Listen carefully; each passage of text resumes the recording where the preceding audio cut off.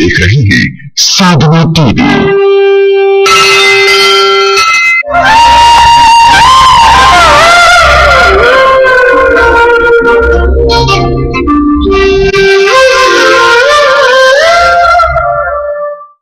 तं सद्गुरुं सतत सर्वसुखं सदग्र्यम् वन्दे सदा विमलबोधघनं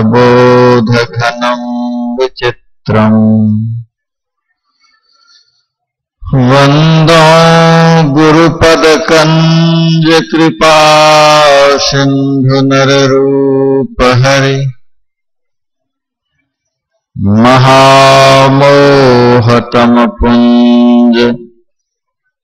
जासुवचन रविकर्णकर मेरा मुझ में कुछ नहीं, जो कुछ है सब तोर, तेरा तुझको सौंपते क्या लागेगा मोर।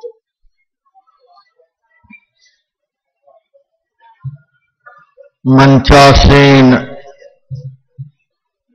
सम्माननीय साधु समाज,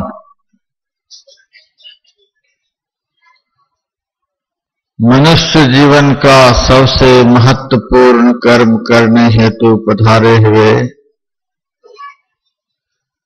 धर्म प्रेमी सज्जनों, माताओं तथा बहनों,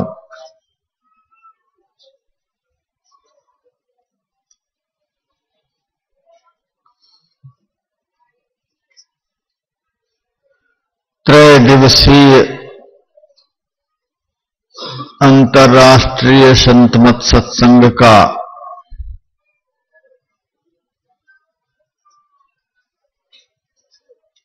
आज तीसरे दिन का प्रथम सत्र आरंभ हो चुका है।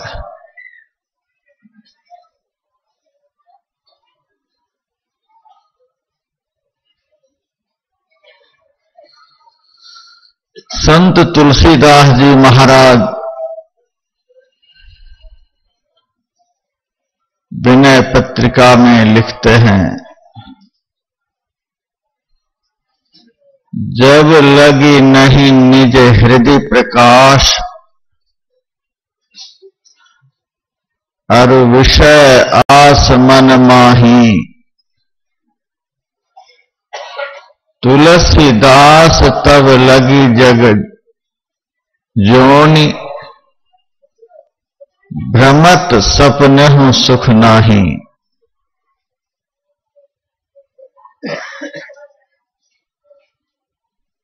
जब तक अंदर में प्रकाश का दर्शन नहीं हो जाएगा, अर्थात जब तक अंतःकरण प्रकाशित नहीं हो जाएगा, तब तक मन में विषय भोग की इच्छा लगी रहेगी।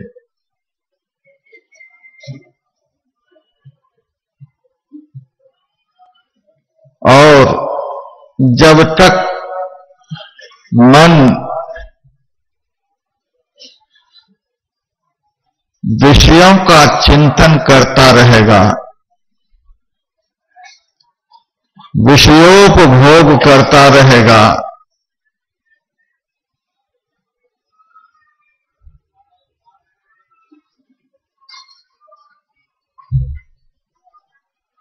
तब तक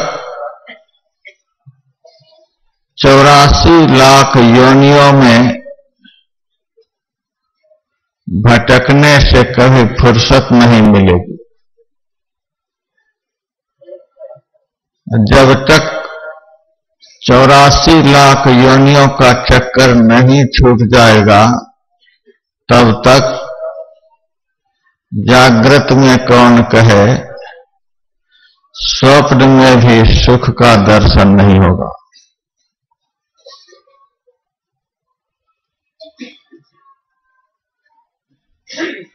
हमारे जीवन में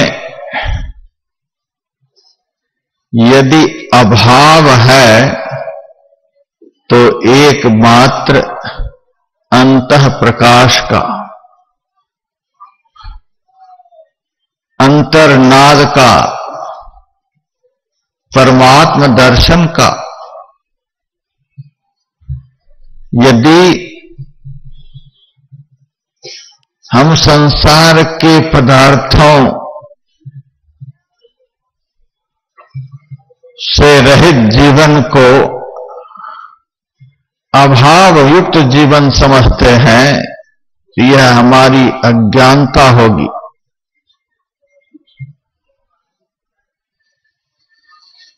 मैंने जहां तक धर्म ग्रंथों में पढ़ा है, संत महापुरुषों से सुना है,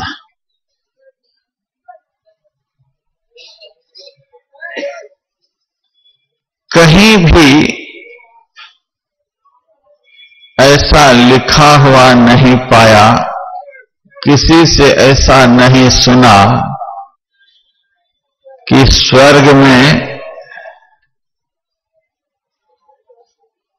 कपड़े की दुकान है।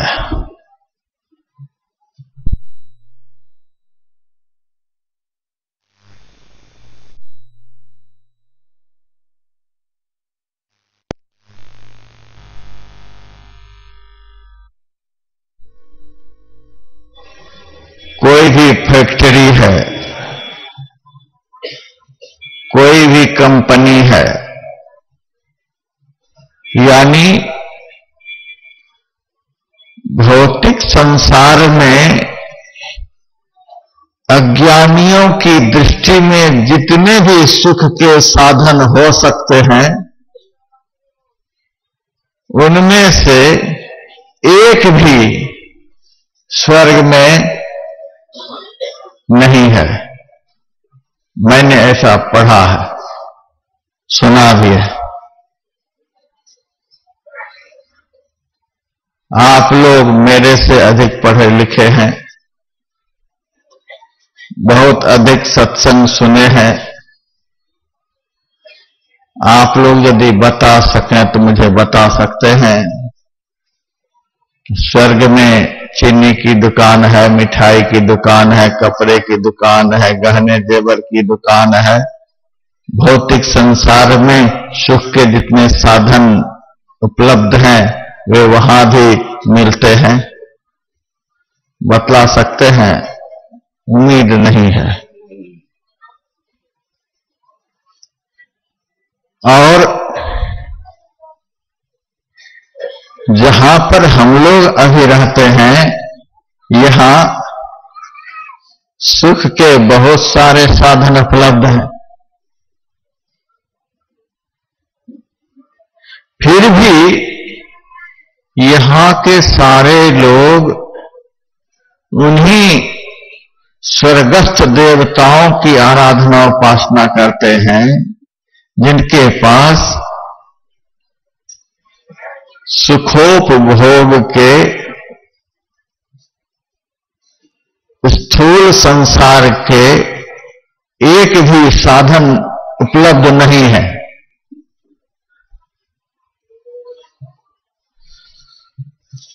सारे लोग हाथ जोड़े खड़े रहते हैं, कोई केले लेकर, कोई अमरूद लेकर, कोई पैसे लेकर, कोई आभूषण लेकर, कोई कपड़े लेकर, सुख शांति की इच्छा मन में लेकर उन देवताओं की शरण में जाते हैं।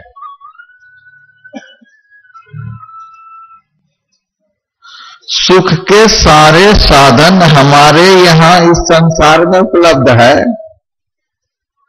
और जिनके पास ये सब एक भी साधन नहीं, हम उनकी आराधना उपासना करते हैं, उनकी तरफ दृष्टि लगाए बैठे रहते हैं। हम लोगों को विश्वास भी है स्वर्ग के देवता हमें बहुत कुछ दे सकते हैं, बहुत सुखी हैं, बहुत आनंद में हैं, बहुत प्रसन्न हैं। बड़ा आश्चर्य होता है। जिनके पास सारे साधन हैं वे अपने को दुखी मानते हैं, और जिनके पास सुख के एक भी साधन नहीं, उन देवताओं के प्रति मन में भावना रहती है कि वे सुखी हैं। क्या बात है कि सुख के एक भी साधन नहीं रहने पर वे सुखी हैं, और हमारे पास सुख के सारे साधन रहने पर भी हम दुखी हैं। बात क्या है? कपड़े की दुकान यहां पर है, मिठाई की दुकान यहां पर है, घर मकान बनाने के सारे साधन यहां पर है, वस्त्र आभूषण सब यहां पर मिलते हैं, बढ़िया बढ़िया होटल की व्यवस्था यहां पर है। हम सुखी नहीं, और स्वर्ग के देवता की हम कामना करते हैं कि वे सुखी हैं। बात क्या है? सारे साधन संपन्न होने पर भी हम लोग दुखी हैं, और वे देवता स्थूल संसार के एक भी साधन नहीं रहने पर भी सुखी हैं। बात क्या है? गौर करिए इस बात पर। बस वे देवता स्वर्ग में रहते हैं। स्वर्ग में रहने के कारण वे सुखी हैं। हम कहां हैं? देवता स्वर्ग में हैं, और हम लोग कहां हैं? साधन तो सब है, लेकिन है कहां? हम लोग नरक में हैं। मनुष्य नरक में, देवता स्वर्ग में। आप कहेंगे महाराज आप मंच पर से क्या कह रहे हो? बढ़िया से सुनिए मैं क्या कह रहा हूं। स्वर्ग में अंधकार नहीं होता है। स्वर्ग में अपवित्रता नहीं होती है। स्वर्ग में दुख नहीं होता है। स्वर्ग में कोई पराये नहीं होते हैं। ये चार चीजें स्वर्ग में नहीं होती है। जिस स्वर्ग की मैं व्याख्या करूंगा, कर रहा हूं, उस स्वर्ग में ये चार चीजें नहीं होती है। अंधकार, अपवित्रता, दुख और पराये लोग।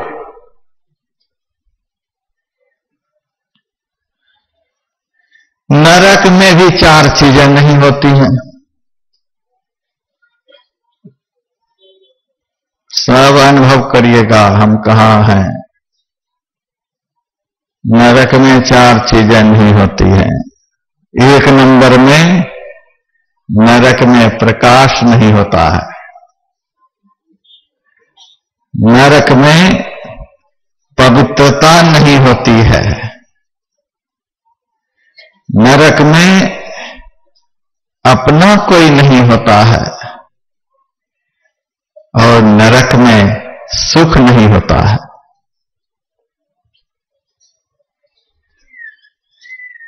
अत्यंत अंधकार पूर्ण स्थान को नरक कहते हैं। अत्यंत मलिन स्थान को, अपवित्रता पूर्ण स्थान को नरक कहते हैं। जहां सब दुख देने वाले ही दिन रात तैयार हैं, उस स्थान को नरक कहते हैं। जहां सारे सुख के साधन उपलब्ध रहने पर भी सुख नहीं मिलता है, उस स्थान को नरक कहते हैं। अब विचार कर देखिए हम कहां हैं।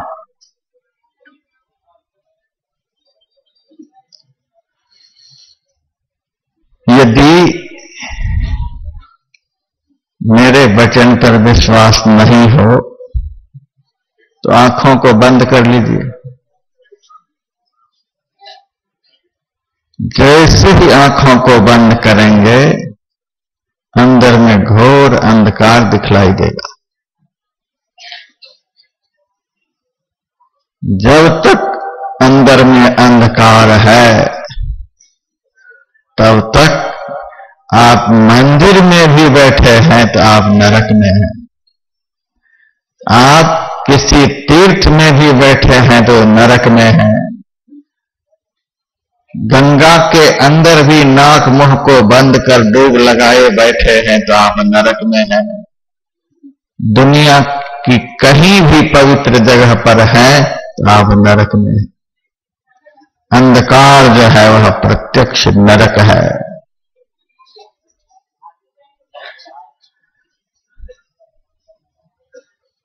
जो अंदर में अंधकार को नहीं देखते हैं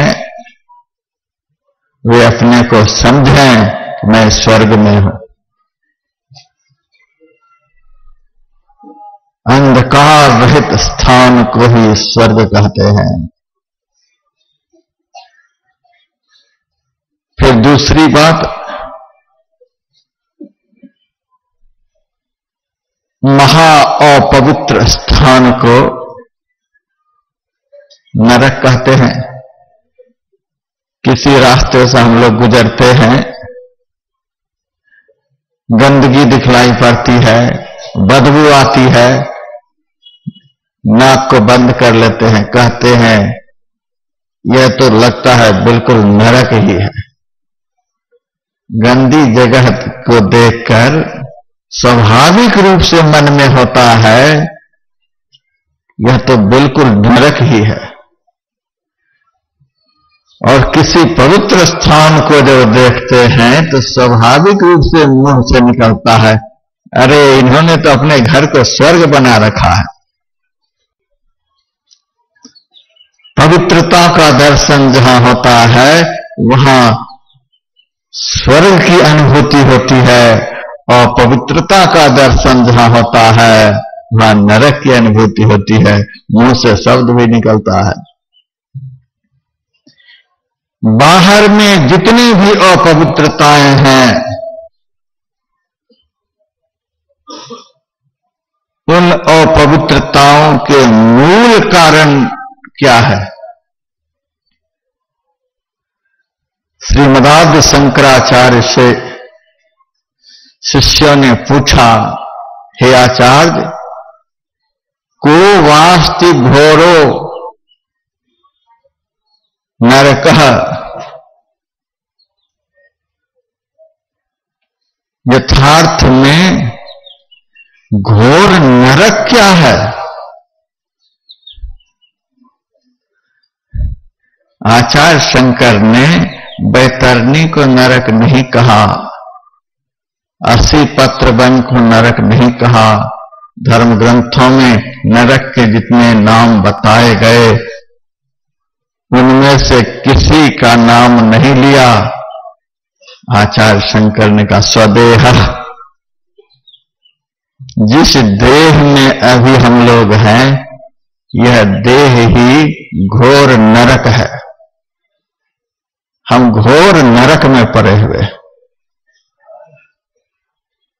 हमारे गुरुदेव ने भी कहा, तू उतर पड़ियो तम माही, पीव निह शब्द में यही तय पड़े गयो दूर चलो निह शब्द में। घोर अंधकार में हम पड़े हुए हैं। अंधकार पूर्ण स्थान को ही नरक कहते हैं। दूसरी जगह गुरुदेव लिखते हैं, तन नव द्वार हो रामा, अति ही मलिन हो ठामा। अत्यंत मलिन स्थान पर हम लोग बैठे हुए हैं। तुलसीदास जी महाराज भी लिखते हैं, नवमी नवद्वार पुर बसिन आप भलकीन, ते नर जोनि अनेक भ्रमद दारुण दुख दीन। हे जीव, द्वार वाले शरीर में रहकर अपना भला नहीं किया। इसी 9 द्वार वाले शरीर में रहने के कारण ही 84 लाख योनियों में भटकते रहता है और अपने को जीव भयंकर दुख में डाल लेता है।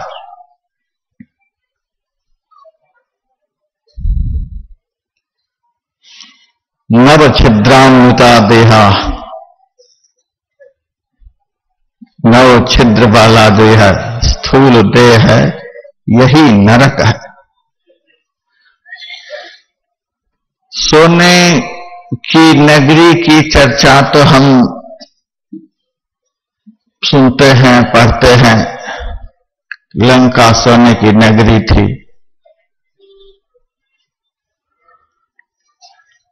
लेकिन आप लोगों ने हड्डी की नगरी की चर्चा कहीं सुने हैं? हड्डी का भी कोई नगर है?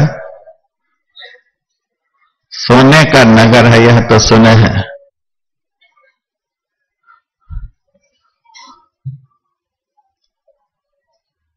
झरिया, बोकारो आदि जो स्थान है झारखंड में, इसको कोयले की नगरी कहते हैं।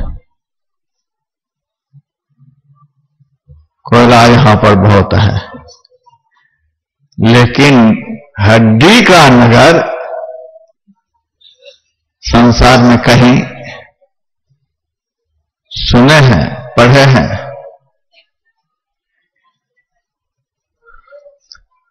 पाप का नगर तो मैंने सुना है। अमेरिका में एक जगह है सैम सिटी, पाप का नगर। मैंने सुना वहां के भक्त से, पाप का नगर, लेकिन हड्डी का नगर नहीं सुना। भगवान बुद्ध ने हड्डी का नगर किसको बतलाया है? धम्म पद में लिखा हुआ, अट्ठीनं नगरं कुतो मंस लोहित लेपनम जथ जरा च मच्चू च मनो मक्खो च ओहितो। हम जिस शरीर में रहते हैं, यह शरीर ही हड्डी का नगर है। हड्डी को गंगा जल में भी डुबा देंगे, फिर भी वो पवित्र नहीं होगी। कितना भी हड्डी में साबुन लगाएंगे, वह पवित्र नहीं हो सकती है। हड्डी सदैव अपवित्र ही रहती है। मांस को कितना भी धोएंगे, वह कभी पवित्र नहीं हो सकता। खून का कितना ही फिल्टर करेंगे, फिर भी वह पवित्र नहीं हो सकता। मूत्र को कितना भी आप साफ करना चाहेंगे मशीन में डालकर, फिर भी वह पवित्र नहीं हो सकता। वीर को कितना भी आप पवित्र करना चाहेंगे, वह पवित्र नहीं हो सकता। सिर के बाल को कितना भी आप धोएंगे, यह बाल कभी पवित्र नहीं हो सकता। मुंह से जो लार टपकता है, वह कभी पवित्र नहीं हो सकता। इस शरीर के अंदर से जो कुछ भी निकलता है, वह कभी पवित्र नहीं हो सकता। हाँ, इतना मैं कह सकता हूं, इस मुंह से यदि भगवान का नाम निकले तो वही एक पवित्र हो सकता है। बाकी कुछ भी निकले तो मां अपवित्र है। इस मुंह से यदि भगवान का नाम अंदर से निकले, भगवान का गुणगान निकले, दूसरे की प्रशंसा के शब्द निकले, दूसरे की बड़ाई का शब्द निकले, फिर तो यह मुंह पवित्र है। बाकी से मुंह होकर के कुछ भी निकलेगा तो महा अपवित्र है। गुरु नानक देव जी महाराज की वाणी में है, 9 दरवाजे 90 दर फीके, रस 10वां अमृत चुई गए। 9 दरवाजा वाला जो यह मनुष्य का शरीर है, इन 9 दरवाजे होकर फीका रस निकल रहा है, गंदगी निकल रही है। 9 दरवाजे 90 दर फीके, गंदगी निकल रही है। दक्षिण भारत में गंगा नदी नहीं है, वहां गंगा जल का अभाव रहता है। लोग जहां तहां से खरीद करके अपने घर में रखते हैं। बहुत बड़ा बड़ा यज्ञ होता है, पूजन कार्य होता है। 10-5 बाल्टी साधारण जल में 2-4 बूंद गंगा जल का डाल देते हैं, उसी से पूजा करते हैं। 2-4-5 बूंद गंगा जल के डालते ही 10-20 बाल्टी सामान्य जल गंगा जल बन जाता है। यहां तक सूरदास जी महाराज ने लिखा,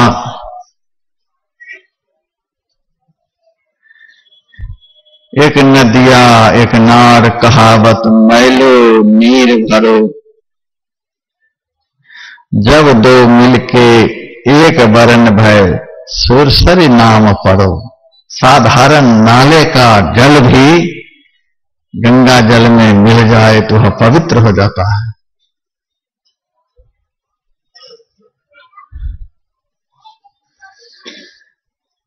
तो गंगा में गंदगी को पवित्र करने की इतनी शक्ति है।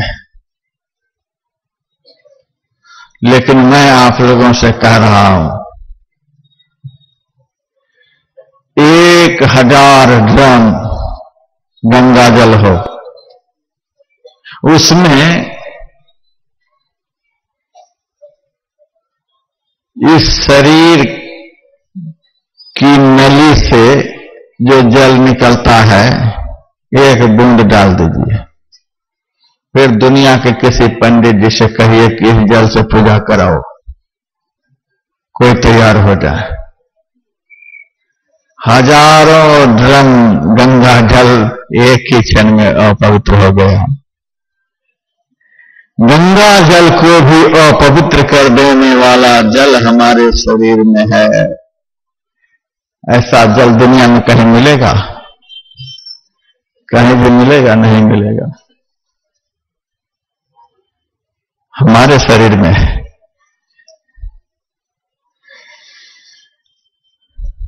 बड़े बड़े मंदिरों में हम जाते हैं, पुजारी हाथ में पंचामृत देते हैं, चरणामृत देते हैं। उस चरणामृत को आदमी होठ में लगा लेते हैं, पी लेते हैं और माथे में पोंछ लेते हैं। चरणामृत लेने के बाद, पीने के बाद हाथ धोने से महापाप होता है। चरणामृत लेकर के कभी हाथ नहीं धोना चाहिए, सिर में पोंछ लेते हैं।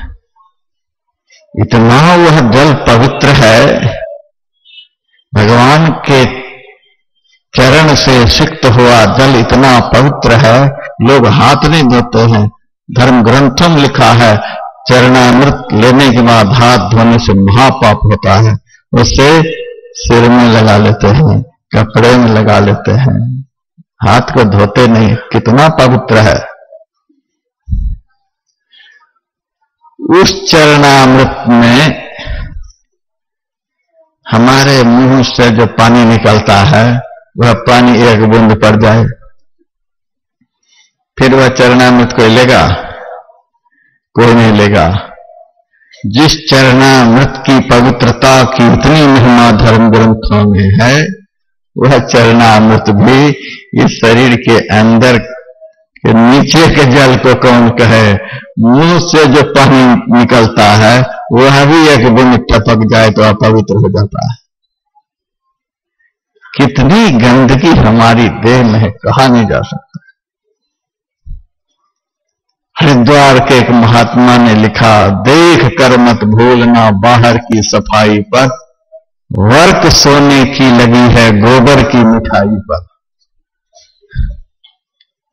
गोबर की मिठाई के बीच में हम लोग दिन रात बैठे हुए हैं। संत सुंदरदास जी महाराज ने भी लिखा है, जा शरीर माहि तू अनेक सुख मान रहो, ताहि तू विचार या में कौन बात भली है। मेद मज्जा मांस रग रग में रक्त भरियो, पेट हु पिटारी सी में ठोर ठोर मली है। हारन के मुंह बनियो, हारन के नयन नाक, हाथ पांव सो सब हारन की नली है।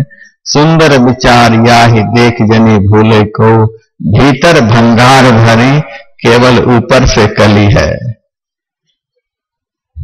भीतर में क्या सब है सब देख सकते हैं, केवल ऊपर से देखने में अच्छा लगता है। एक आचार्य ने अपने शिष्य के ज्ञान की परीक्षा लेने हेतु कहा,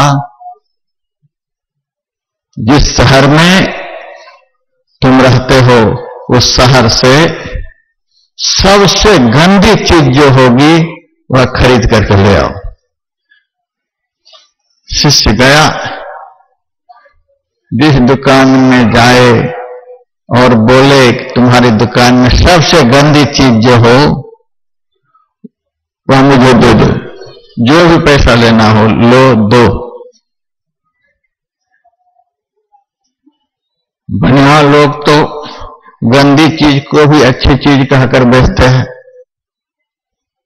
क्या क्या मिला मिला करके बेचते हैं।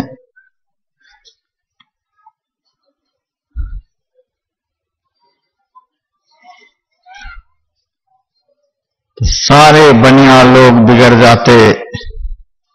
हम अपनी दुकान में गंदी चीज रखते हैं, भागो यहां से, जहां भी जाए भागो यहां से, जहां भी जाए भागो यहां से।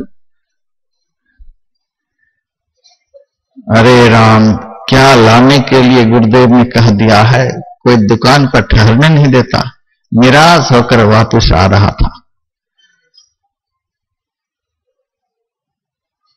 सड़क के किनारे अज्ञानी लोग टट्टी पेशाब करते हैं। कहीं टट्टी पेशाब बहुत मात्रा में देखा, सामने से कुछ लोग नाक को बंद किए हुए आ रहे थे। जल्दी जल्दी चलो, जल्दी जल्दी चलो, बहुत गंदी चीज है, बहुत गंदी है, बहुत गंदगी है यहां पर, जल्दी जल्दी निकलो यहां से।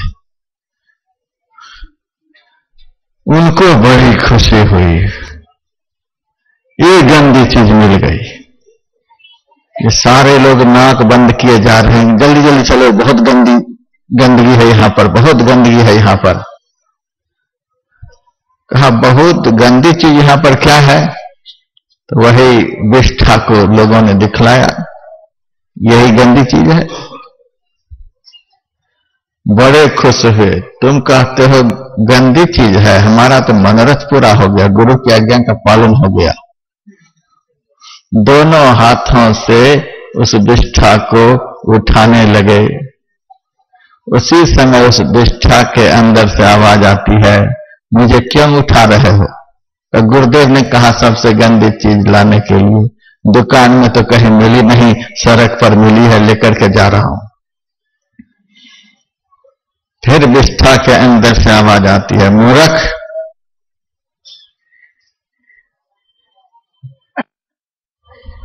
एक बार तो मैं तुम्हारे संपर्क में आया, तो हलवाई की दुकान से प्रमोशन होकर इस सड़क पर पहुंच गया।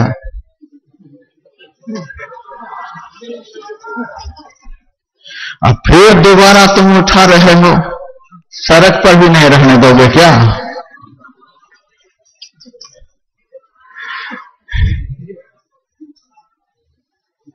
उस आदमी ने कहा इसका क्या मतलब हुआ? इसका मतलब यह हुआ कि दुनिया में सबसे गंदे तुम हो, तुमसे ज्यादा गंदा कोई भी नहीं हो सकता। तुम्हारे संस्पर्श में आने के कारण ही दुनिया के एक से एक सुस्वादु दिव्य भोज्य पदार्थ इतने गंदे हो जाते हैं। जब तक तुम्हारे संस्पर्श में ये सब नहीं आते तभी तक इसकी पवित्रता बनी रहती है। तुम्हारे कारण ये सब हुआ है। गंगा जल को भी महा अपवित्र कर देने वाले तो हो। जब तक कपड़े सेठ साहूकार की दुकान पर रहता है तब तक तो बड़ा देखने में अच्छा लगता, बड़ा पवित्र। जैसे ही शरीर के संस्पर्श में आता है वैसे 1 से 2 दिन के बाद बदबू आने लग जाती है। 9 दरवाजे 9 दर फीके, 18 नगरम, हड्डी के नगर में हम लोग पड़े हुए हैं। मांस लोहित लेपनम, मांस और रुधिर का लेप इसके ऊपर चढ़ा हुआ, ऐसा यह शरीर है। गुरु गोरखनाथ जी महाराज ने भी लिखा है, सप्त धातु का काया पिंजरा, ता माही जुगत बिन सोवा। यह 7 धातु से निर्मित शरीर रूपी पिंजरा है। रस, रक्त, मेद, मज्जा, मांस, अस्थि, वीर्य, एक भी चीज इसमें पवित्र है। इसी शरीर के अंदर हम रहते हैं। इसी शरीर के अंदर से दुनिया में गंदगी फैलती है। स्वर्ग में अपवित्रता क्यों नहीं है? क्या बात है स्वर्ग में अपवित्रता नहीं है? बात यही है कि स्वर्ग में स्थूल शरीर नहीं होता है, स्वर्ग में सूक्ष्म शरीर होता है।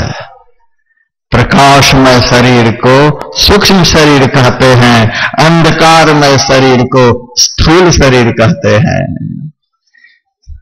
स्वर्ग के देवता रोज कपड़े नहीं बदलते, एक बार पहन लिए तो जब तक पुण्य है, जब तक उनको स्वर्ग में रहना है, एक ही कपड़े पर सारे समय पार कर लेते हैं।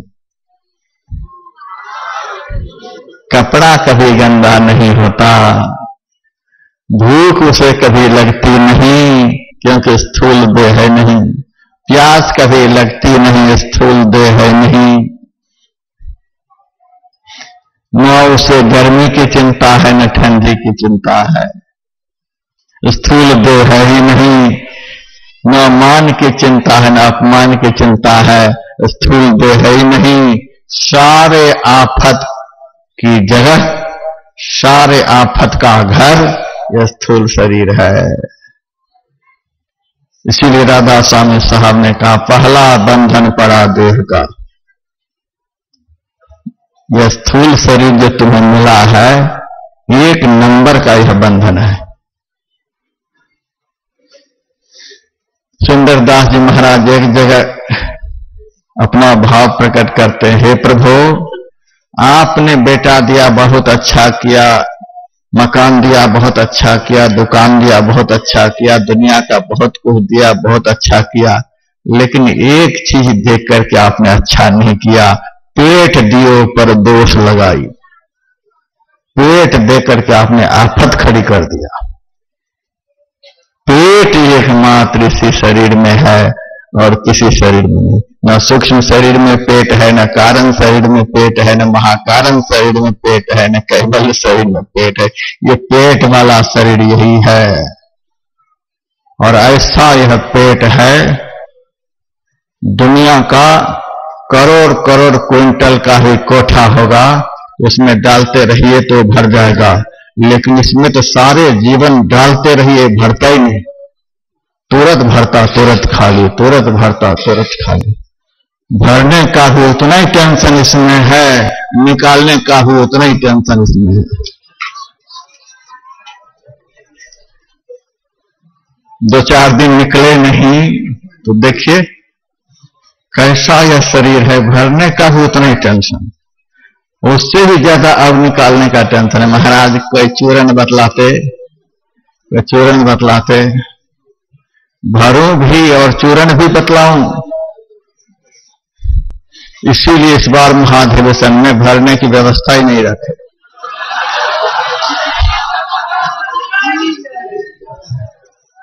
कहां से हम रामदेव बाबा से चूरन के लिए पैरवी लगाएंगे? कैसा यह शरीर है, ऐसे ही शरीर में यह जीव आ गया। अट्ठीनं नगरं कुतो मंस लोहित लेपनम।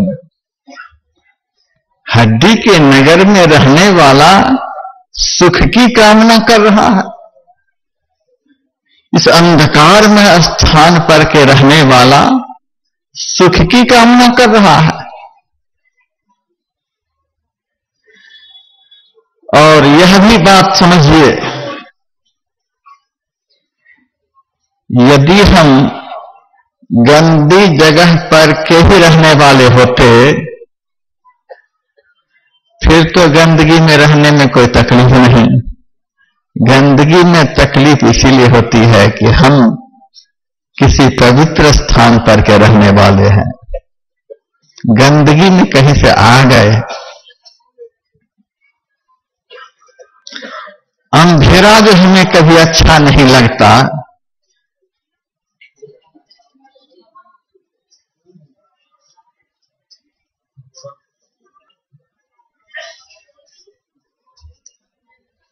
अंधेरा जो हमें अच्छा नहीं लगता, इसका मूल कारण है कि हम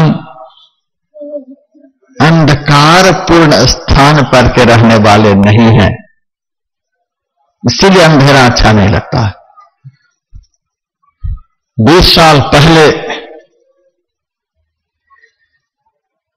मैं ऋषिकेश से आगे एक गुफा बना करके रहता था।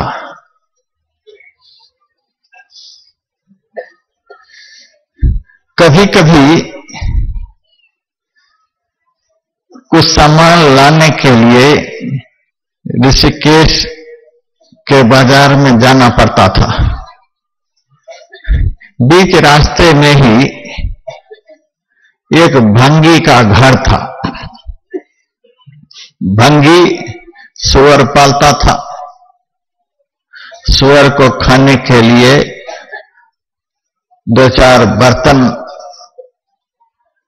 सामने रखा करता था। सूअर क्या खाता है सबको तो पता है ही। इतनी वहां पर गंदगी रहती थी, इतनी गंदगी कि हम लोग उधर से गुजरते तो नाक को बंद करके, श्वास को बंद करके जिस किसी भी तरह से तेजी से भागते। और वहीं पर वे भंगी लोग बैठ करके नाश्ता कर रहे हैं, भोजन कर रहे हैं, ताश खेल रहे हैं, उनको बड़ा आनंद है उसी में। गंदी जगह पर रहते रहते उनको गंदगी सेवन का अभ्यास हो गया है। और अच्छी जगह पर रहने वाले को गंदगी पसंद नहीं होती है।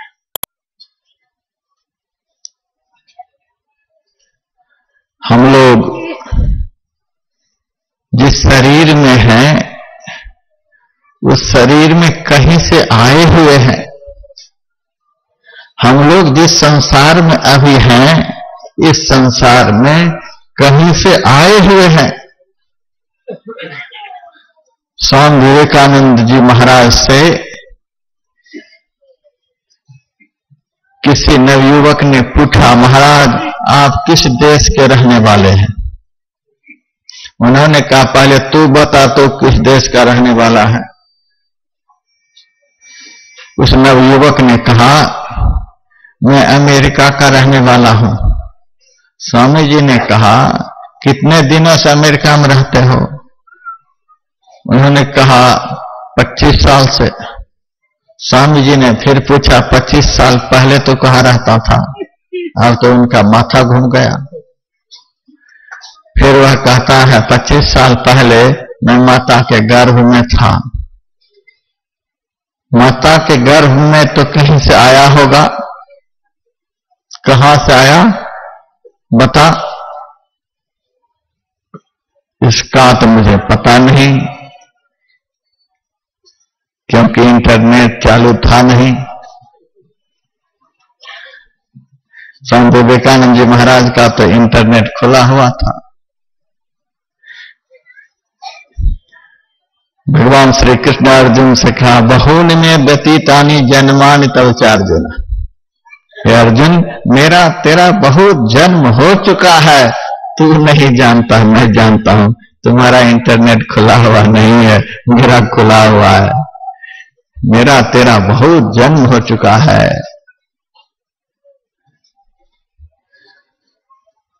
स्वामी विवेकानंद जी महाराज ने कहा, माता के गर्भ में आने से पहले तू कहां था? फिर कहा, किसी दूसरी माता के पास होंगे, उस माता के पास तू कहां से आया? इस क्रम को अब बढ़ाते जाओ, बढ़ाते जाओ, बढ़ाते जाओ। कोई तो ऐसी जगह होगी, कोई तो ऐसे माता पिता होंगे जिससे तू पहली बार निकला होगा। सबसे पहले के माता पिता तुम्हारे कौन, जहां से तुम चले हो? तुलसीदास जी महाराज ने लिखा है, जिय जब ते हरिते बिलगान्यो, तब ते देह गेह निज जान्यो, माया बस स्वरूप बिसरायो, तेहि भ्रम ते नाना दुख पायो।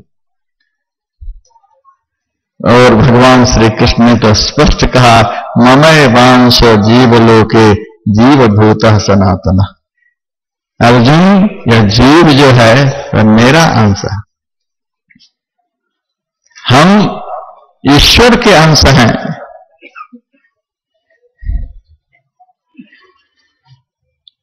ईश्वर के लिए भगवान शिव शंकर ने क्या कहा?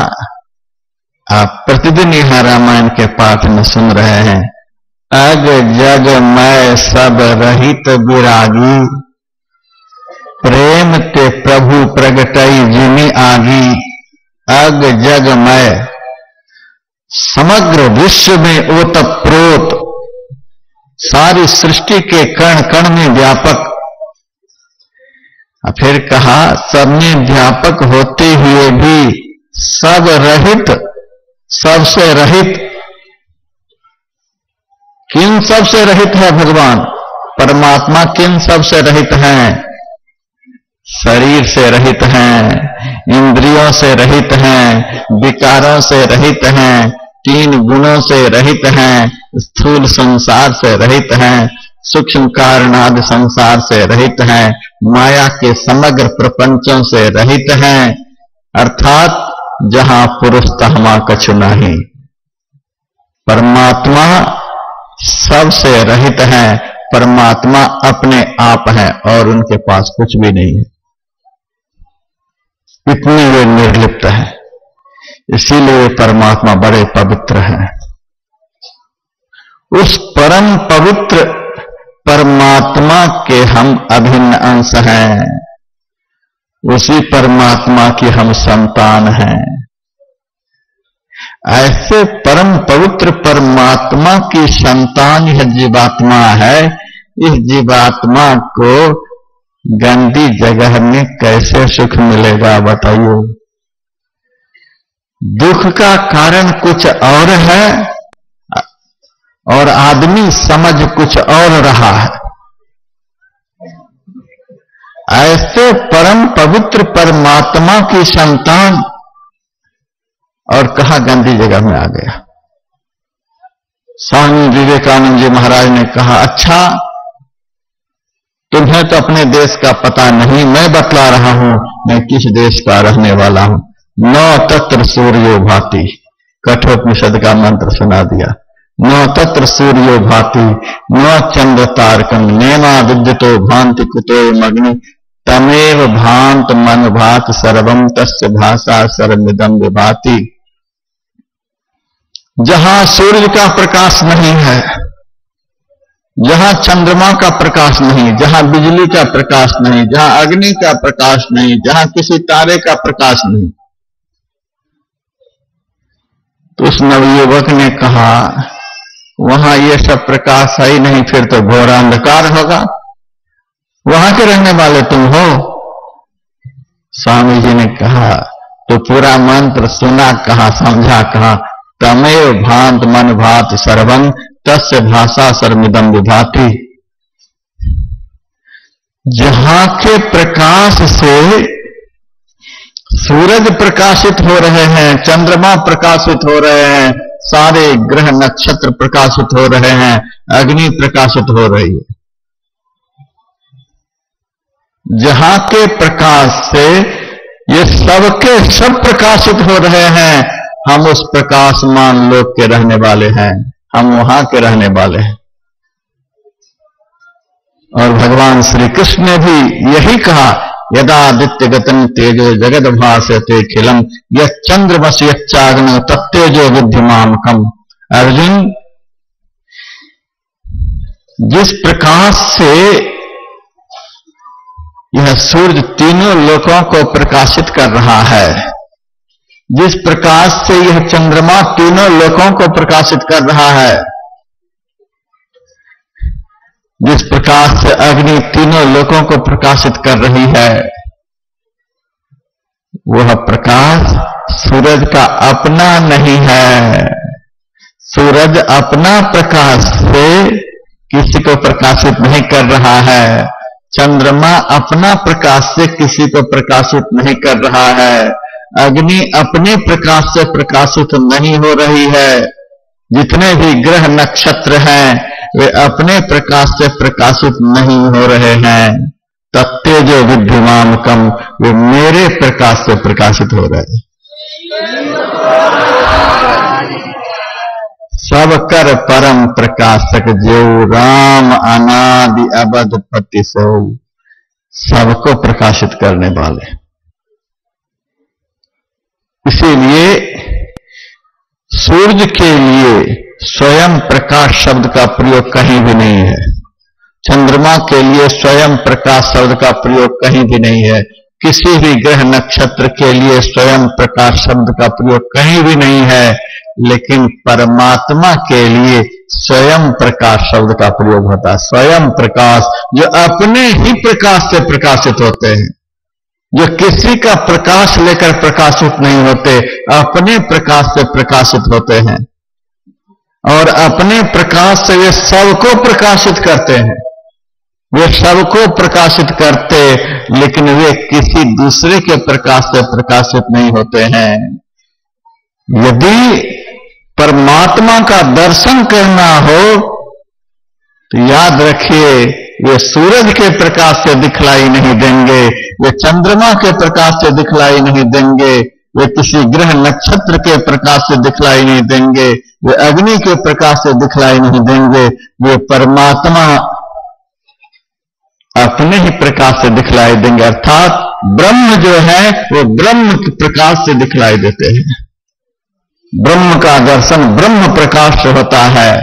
ब्रह्म प्रकाश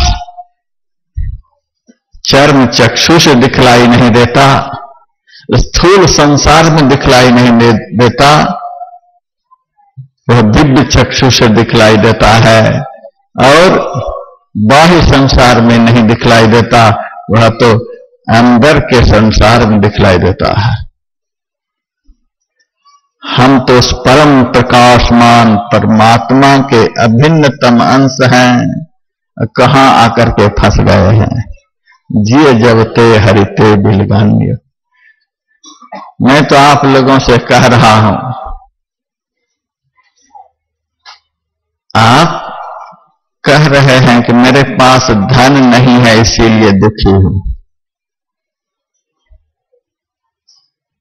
मैं कहता हूं, आपके पास धन नहीं है इसीलिए आप अपने को दुखी कहते हैं। जिनके पास बहुत धन है उनके पास जाकर देखिए, वो बड़े सुखी होंगे। यदि धनाभाव ही दुख का कारण होता तो बहुत सारे धनवान दुनिया में हैं, वो सुखी होते। कोई कहता है कि मेरे पास पुत्र नहीं है इसीलिए मैं दुखी हूं। अच्छा, पुत्रहीनता के कारण आप दुखी हैं।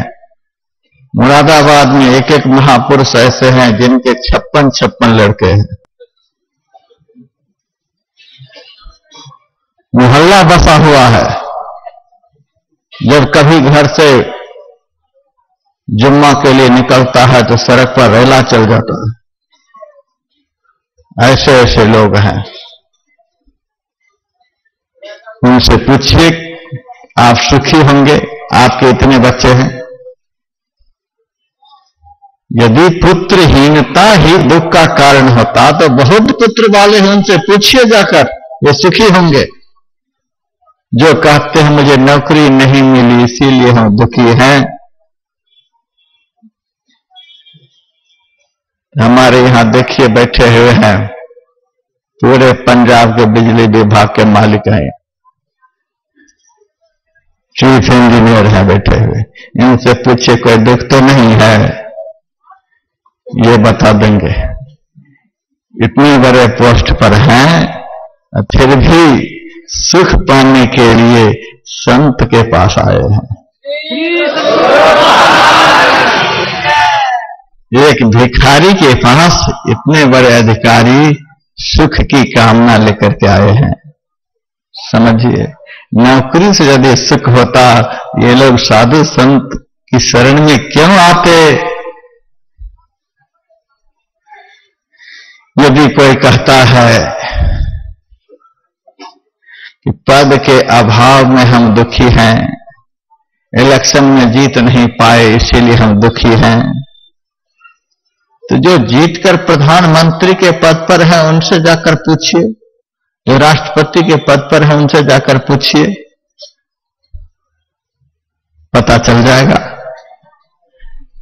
पद का अभाव दुख का कारण नहीं है। जिन सब चीजों का अभाव बताकर अपने को आप दुखी कह रहे हैं, वे सब पदार्थ आपके अतिरिक्त बहुत सारे लोगों के पास में है, उनसे पूछिए जाकर, सब आपको दुख ही दुख सुनाएगा। गुरु नानक देव जी महाराज ने तो एक ही बार में कह दिया, नानक दुखिया सब संसार, सब दुखी है। और संत कबीर साहब ने तो बड़ा भारी लिस्ट दे दिया, तन धर सुखिया कोई ने देखा, जो देखा सो दुखिया हो, उदय अस्त की बात कहत हो, सबका किया विवेका हो, घाटे बाढ़े सब जग दुखिया, क्या गिरही बैरागी हो, सुखदेव आचार्य दुख के डर से गर्भ से माया त्यागी हो, जोगी दुखिया जंगम दुखिया, तपसी को दुख दोना हो। हमारे उज्जैन के सत्संगी भाई यहां आए हुए हैं, वे आपको निमंत्रण भी दे गए हैं, आइएगा उज्जैन के मेले में, अपना भी शिविर लगेगा वहां पर, देखिएगा कितने बड़े बड़े तपस्वी वहां उतरेंगे, 3.5 हाथ की जटाएं, लाखों मौनी फिरे लाखों बाघंबरी, अर्धमुखी और नखी लाखों लोहे अंगली, लाखों जल में तेरे लाखों भभूत को छानते, ये सारे वहां नजर आएंगे। लेकिन पलटू साहब कहते हैं, जाने राजी राम को नहीं जानते, सारे दिखलाई देंगे। जोगी दुखिया जंगम दुखिया, तपसी को दुख दूना हो, आशा तृष्णा सबको व्यापे, कोई महल नहीं सोना हो, साच कहो तो कोई न माने, झूठ कहा नहीं जाई हो, ब्रह्मा विष्णु महेश्वर दुखिया, जिन्हें राह चलाई हो, अवधू दुखिया भूपति दुखिया, रंक दुखी विपरीती हो, कहे कबीर सकल जग दुखिया, सब दुखी। कबीर साहब से भक्तों ने पूछा, आपकी दृष्टि में कोई सुखी नहीं है? कबीर साहब ने कहा, एक ही आदमी इस दुनिया में सुखी है। उस आदमी का क्या नाम है? कबीर साहब ने कहा, संत सुखी। कहे कबीर सकल जग दुखिया, संत सुखी। एकमात्र संत इस संसार में सुखी है। दुष्टों ने खाल खींच लिए फिर भी रोए नहीं, हंसते रहे, जहर का प्याला पिला दिए फिर भी हंसते रहे, आग पर बिठा दिए फिर भी हंसते रहे, खौलते हुए तेल में डाल दिए फिर भी हंसते रहे, फांसी पर चढ़ा दिए फिर भी हंसते रहे, क्या नहीं किए संतों के पास फिर भी हंसते ही रहे, कैसे कैसे असाध्य रोग शरीर में हुए फिर भी संत हंसते रहे, इसीलिए कहा संत सुखी। जो कुछ भी व्यवहार हुआ उनके शरीर के साथ हुआ और वे शरीर ज्ञान से सदैव निर्लिप्त रहते हैं। जो कुछ भी दुर्दशा हुई है, इस शरीर की दुर्दशा हुई है, उस शरीर में है ही नहीं। एक कच्चा नारियल होता है, दूसरा सूखा नारियल होता है, दोनों के अंदर गरी होती है। कच्चा नारियल की गरी जो होती है वो खोल से चिपकी हुई होती है, खोल को तोड़ेंगे तो गरी भी टूट जाएगी। सूखा नारियल के अंदर जो गरी होती है खोल को छोड़ करके होती है, खोल टूट जाएगा लेकिन गरी नहीं टूटेगी। उसी तरह से संत महापुरुष जो होते हैं ये अंधकारमय अपवित्रता पूर्ण सारे दुखों का भंडार स्थूल शरीर रूपी खोल से अपनी चेतनात्मा को पृथक करके परमात्मा आनंद में डूबे रहते हैं। संत सुखी कहे कबीर सकल जग दुखिया, संत सुखी एकमात्र इस संसार में संत सुखी। भक्तों ने कबीर साहब से पूछा, इस संसार में सब दुखी है और संत सुखी है, संत इस संसार में कौन सा काम किए? संत ने संसार में आकर कौन सा काम किया? कबीर साहब ने कहा, सारी दुनिया के लोग सुखी होने के लिए तो न जाने कितने कर्मों को करते रहते हैं, फिर भी सुखी नहीं हो पाते। संत ने अपने जीवन में एक काम को छोड़कर दूसरा काम किया ही नहीं, बस एक ही काम, वही एक काम उन्होंने कर लिया और सुखी हो गए। आप लोग भी यदि सुखी होना चाहते हैं तो वह काम मैं बतला रहा हूं। संत सुखी, आप लोग भी हो जाएंगे सुखी। दुनिया के सारे काम करके भी सुखी नहीं हुए, थाके सब कर करम गोसाई सुखी न भयऊं। इस मंच पर से एक काम बतलाया जा रहा है, उस काम को कर लीजिए और मैं 11-12 तारीख तक हरिद्वार पहुंच रहा हूं। फोन पर हमको बतला दीजिएगा कि हम सुखी हैं कि दुखी हैं। झूठ बोल जाएंगे तो मैं थर्मामीटर लगाकर देख लूंगा।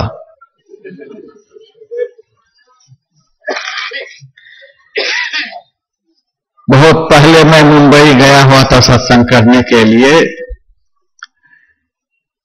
कथा के क्रम में मैंने बतलाया, जितने भी गृहस्थी हैं संसार में, उनको संसार के प्रपंच में तभी तक फंस कर रहना चाहिए जब तक कि उनके बच्चे अपने पैर पर खड़े न हो जाएं, बच्ची की शादी न हो जाए। बच्ची की शादी हो जाए, बच्चे घर संभालने के लायक हो जाएं, फिर तो उस आदमी को एक अभियान शुरू कर देना चाहिए, चाबी फेंको और माला पकड़ो। दोनों तरफ के लिए यह बात है, माताओं के लिए भी, भाइयों के लिए भी। लड़की की शादी हो जाए, बच्चे घर संभालने के लायक हो जाएं, बहू घर में आ जाए, चाबी फेंको माला पकड़ो, नहीं तो घर तो नरक है ही, शरीर तो नरक है ही, जीवन भी नरक बन जाएगा। मेरा प्रवचन हुआ और सही में एक आदमी ने चाबी फेंक दिया। 1 साल के बाद फिर मैं मुंबई गया, मेरे पास रोता बिलखता हुआ आया, महाराज आपके कहने पर मैंने चाबी फेंक दी। जब से चाबी फेंका हूं तब से तो दुख का कोई ठिकाना नहीं। पहले तो चाबी हाथ में थी तो बच्चे चाय भी पूछते थे, खाना भी पूछते थे, अच्छी तरह से बातचीत भी करते थे। जब से चाबी फेंका हूं तब से बुरी हालत है घर में। कहने का मतलब है कि आपकी बात मानने के कारण हम दुखी हो गए। आपकी बात नहीं मानते तो पहले की ही तरह सुखी होते। मेरे मन में हुआ यह तो बड़ा अनर्थ हो गया, मेरी बात मानने के कारण इनका जीवन नरक बन गया। लेकिन मैं हिम्मत बनाकर उनसे पूछा, मैंने कहा था चाबी फेंको माला पकड़ो, तो चाबी फेंक कर माला पकड़े थे कि नहीं? अरे महाराज धोखे से माला भी फेंक दिए।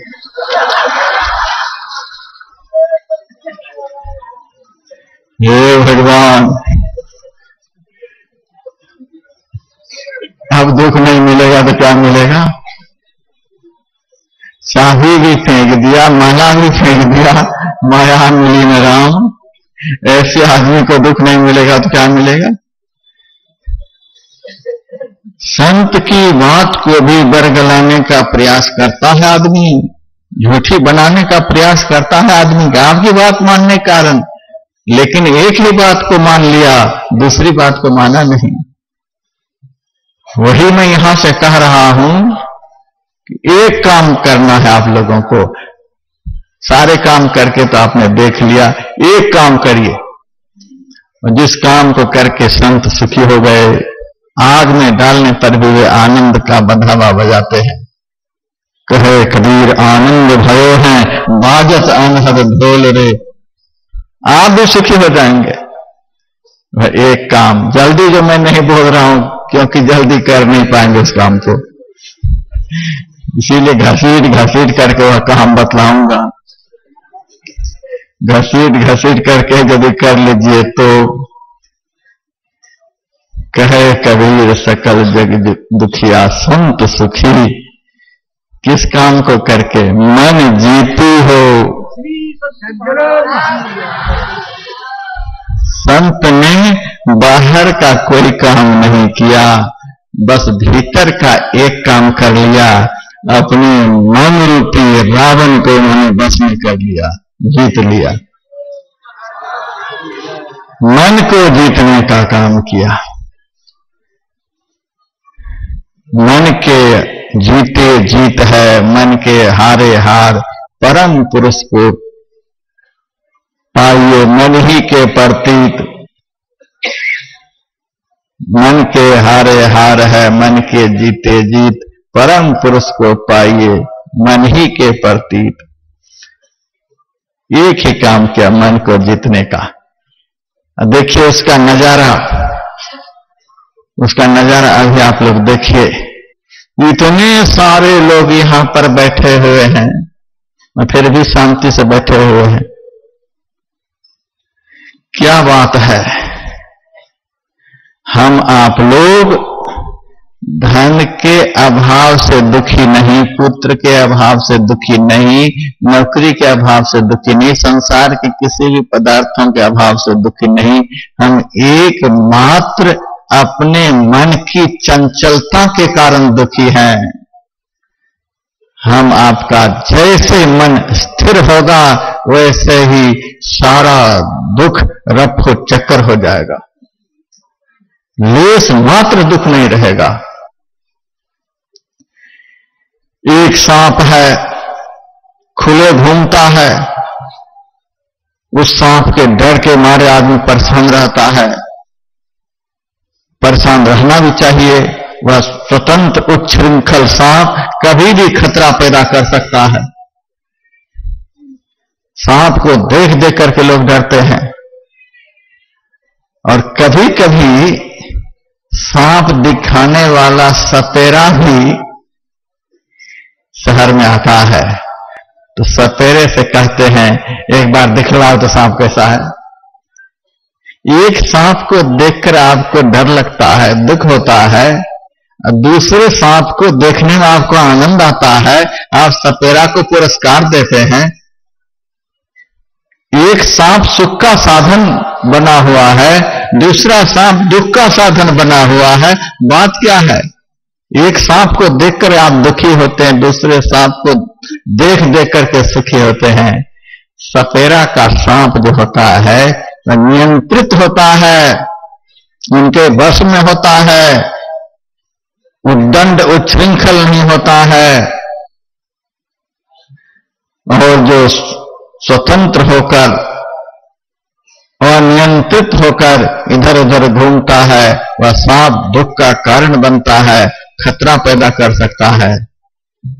सपेरा का सांप देखने में आनंद आता है और सपेरा के सामने स्वतंत्र उच्छृंखल सांप भी यदि आ जाए तो वह सपेरा उस सांप को भी पकड़ लेता है, उस सांप को भी शांत कर देता है, स्थिर कर देता है। सपेरा के डर से भयंकर सांप भी शांत हो जाता है, स्थिर हो जाता है। मन तो आप लोगों के पास है ही। संत महापुरुषों ने मन को बड़ा भारी विषधर नाग कहा। यह मन रूपी नाग सबको 24 घंटे डसते रहता है। कबीर साहब की वाणी में धरती वेद पताले गयो शेष नाग को बस कर लियो। हम लोगों का जो मन है अनंत इच्छा रूपी फन को रखने वाला शेष नाग है। सबसे भयंकर नाग, सबसे बड़ा नाग शेष नाग कहलाता है। हम लोगों का जो मन है अनंत इच्छा को रखने वाला शेष नाग है। यही शेष नाग 24 घंटे हमें डसते रहता है, 24 घंटे हमें दुख देते रहता है। यह करो, वह करो, यह देख लो, वह खा लो, वह पी लो। 24 घंटे मन रूपी नाग हमको डसते रहता है। एकमात्र चंचल, चलायमान, उच्छृंखल, अनियंत्रित मन रूपी नाग के कारण हम लोग दुखी हैं। संत जो होते हैं उस नाग को अपने बस में किए हुए होते हैं, अपने हृदय रूपी पिटारी में उसको बंद किए हुए होते हैं, इसीलिए वो सुखी हैं। संत सुखी मन जीती हो।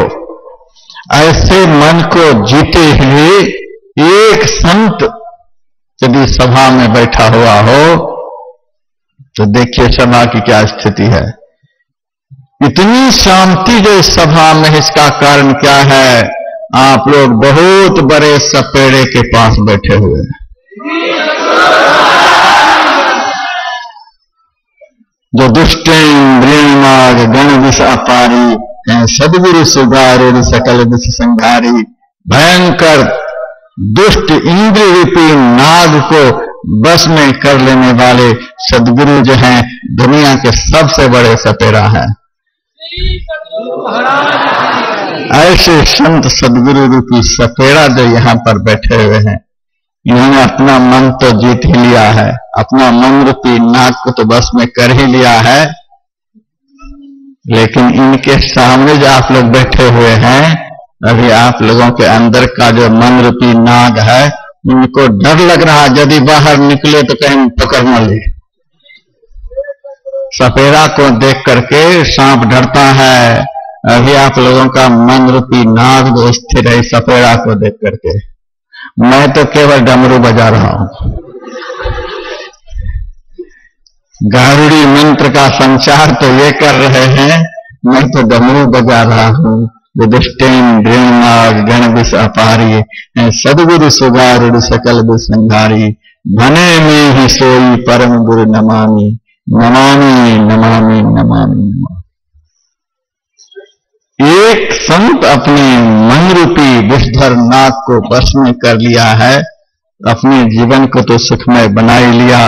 इनकी शरण में सारी सृष्टि आ जाए तो वह भी सुखी हो जाएगी। संत सुखी मन जीती हो। इसी एक मन के कारण हम लोग दुखी हैं। तो बात तो यहां करके अटक गई। इस मन रूपी नाग के कारण हम दुखी हैं। यह मन रूपी नाग हमारे वश में नहीं है, चंचल है, उच्छृंखल है, उद्दंड है। यह वश में कैसे होगा?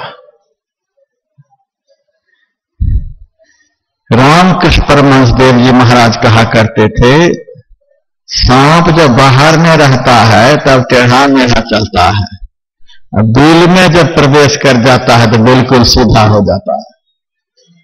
मन रूपी नाग को यदि सीधा करना चाहते हैं, बस में करना चाहते हैं, स्थिर करना चाहते हैं, इसको दिल में प्रवेश कराइए। हम लोग मंदिर में लेकर के चले जाते हैं, हम लोग धाम में लेकर के चले जाते हैं, हम लोग तीर्थ में लेकर इसको चले जाते हैं, हम लोग व्रत उपवास में लेकर इसको चले जाते हैं, हम लोग दान पुण्य यज्ञ याजन में लेकर के चले जाते हैं। इन सब बाह्याचार से यह मन कभी बस में नहीं होगा। यह मन रूपी नाग तो इतना भयंकर है, सारी दुनिया के बनाने वाले भगवान श्री कृष्ण खड़े हैं और अर्जुन उनके सामने खड़ा है, फिर भी अर्जुन के मन रूपी नाग को भगवान कृष्ण का डर नहीं लगता है।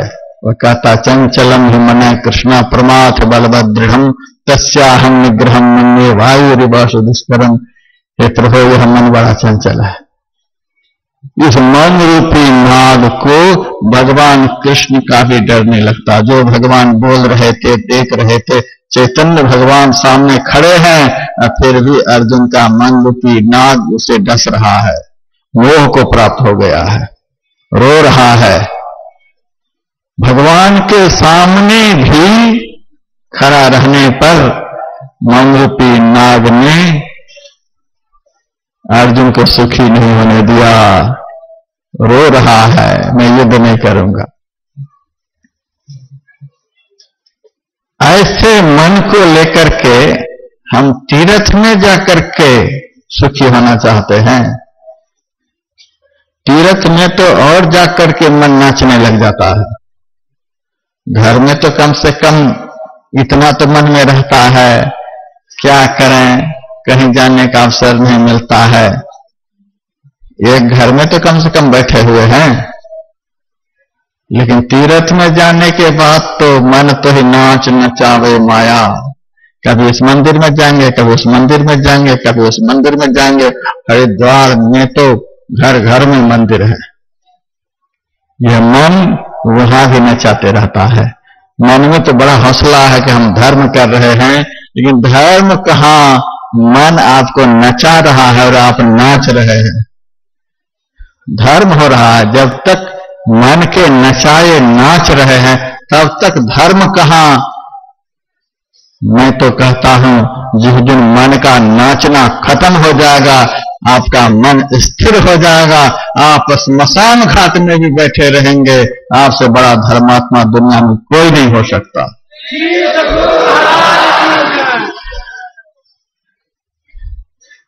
तीर्थ में जाते हैं फिर भी मन नचाता, गंगा जी में जाते हैं वहां भी मन नचाता। कितना यह मन आपको नचा रहा है कि बाहर संसार में आप जाएंगे, किधर से जाएंगे बताइए तो? बाहर संसार में किधर से जाइएगा? हम इंद्रियों के माध्यम से 9 द्वारों होकर के, आंख होकर के जाते हैं, कान होकर के जाते हैं। यह जीव तो शरीर के अंदर में रहता है। किस रास्ते से यह जीव बाहर की तरफ जाता है? ये 9 रास्ते हैं।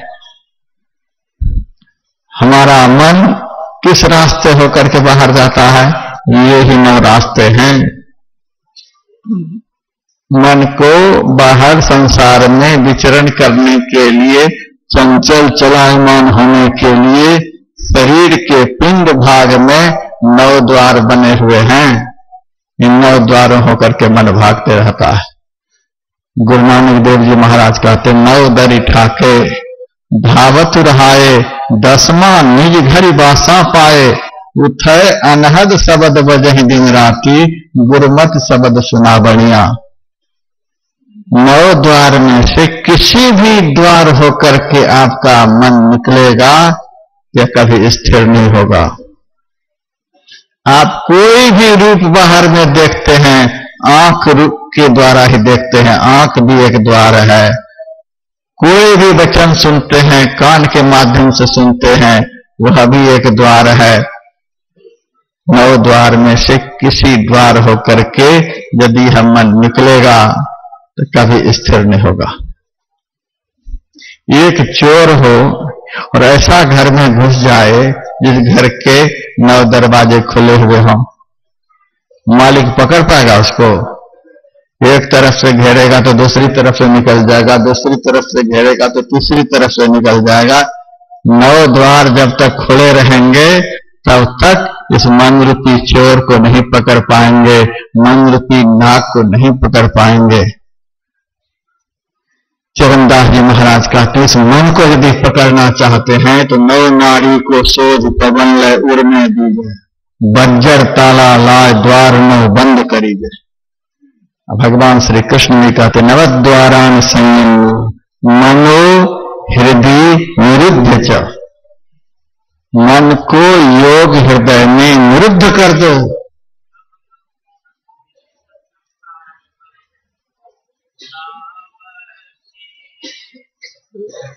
नवद्वारान संयम मनो हृदय निरुद्ध च, 9 द्वारों को संयमित करना पड़ेगा, बंद करना पड़ेगा।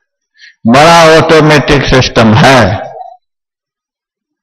9 द्वार जब तक खुले रहते हैं तब तक 10वां द्वार बंद रहता है, और 10वां द्वार के खुलने पर 9 द्वार बंद हो जाते हैं। Automatic system. मैं बहुत दिन पहले पूज्यपात महर्षि संतसेवी परमहंस जी महाराज के साथ दिल्ली से रांची के लिए जा रहे थे। रांची में ध्यान शिविर चल रहा था, तो दिल्ली हवाई अड्डे पर मैं उनके साथ में था। फ्लाइट के चलने में देर थी तो उन्होंने मेरे से कहा 1 गिलास पानी ले आइए, तब तक लघु शंका से हो आते हैं। तो मैं गया वहां पानी लाने के लिए। जितनी टोटियां लगी हुई थी सबको मैं घुमाया, किसी से पानी नहीं निकला। मुझे बड़ा रंज हुआ, इतने पैसे लेते हैं। साधारण स्टेशन पर भी नलके में पानी होता है, टोटी में पानी निकलता है, एयरपोर्ट पर किसी भी टोटी में पानी नहीं। वापिस आ रहा था तब तक किसी ने देखा, वे समझ गए पहली बार जा रहा है, इनको पता नहीं है। मेरे से कहा महाराज पानी नहीं लिए? अरे पानी क्या लेंगे, किसी भी टोटी में पानी नहीं है। अरे सब में पानी है, चलो मेरे साथ ले गया। लो पानी। मैं फिर टोटी को घुमाने लगा। तो टोटी घुमाने से पानी नहीं निकलेगा, ऑटोमेटिक सिस्टम है यहाँ। आप टोटी के सामने गिलास को केवल ले जाइए, पानी अपने आप निकलेगा। बिल्कुल टोटी के सामने गिलास को रखिए, पानी अपने निकलेगा। मैंने गिलास को बिल्कुल उसके सीध में लाया, पानी अपने आप निकलने लगा।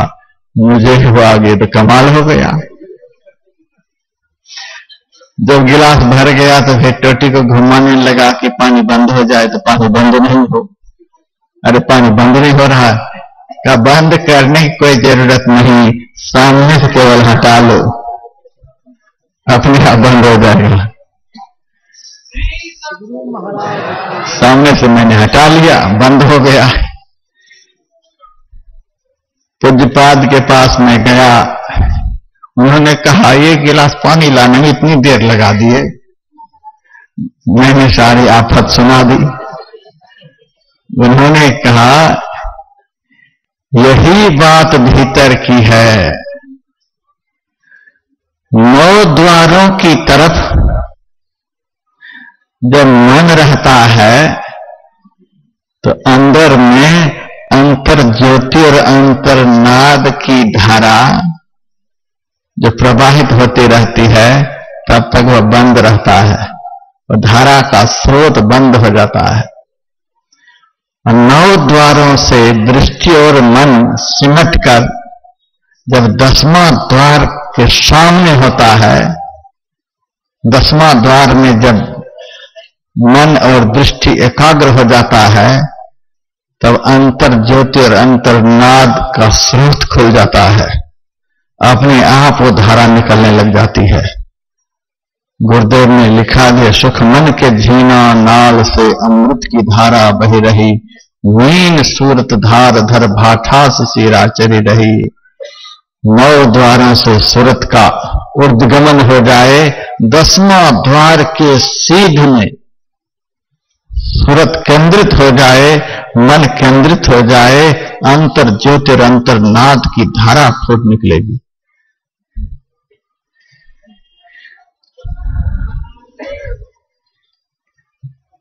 नौ दरवाजे नवे दर फीके, रस 10वां अमृत चुई जाए। जैसे ही मन आपके बस में होगा, वैसे ही सारा दुख एक क्षण में खत्म हो जाएगा। और मन 9 द्वारों के अंदर कभी भी बस में नहीं होगा। मन जब तक अंधकार में हम रहेंगे, कभी भी बस में नहीं होगा। मन जब तक 9 द्वार की गंदगी के बीच में रहेगा, तब तक कभी भी बस में नहीं होगा।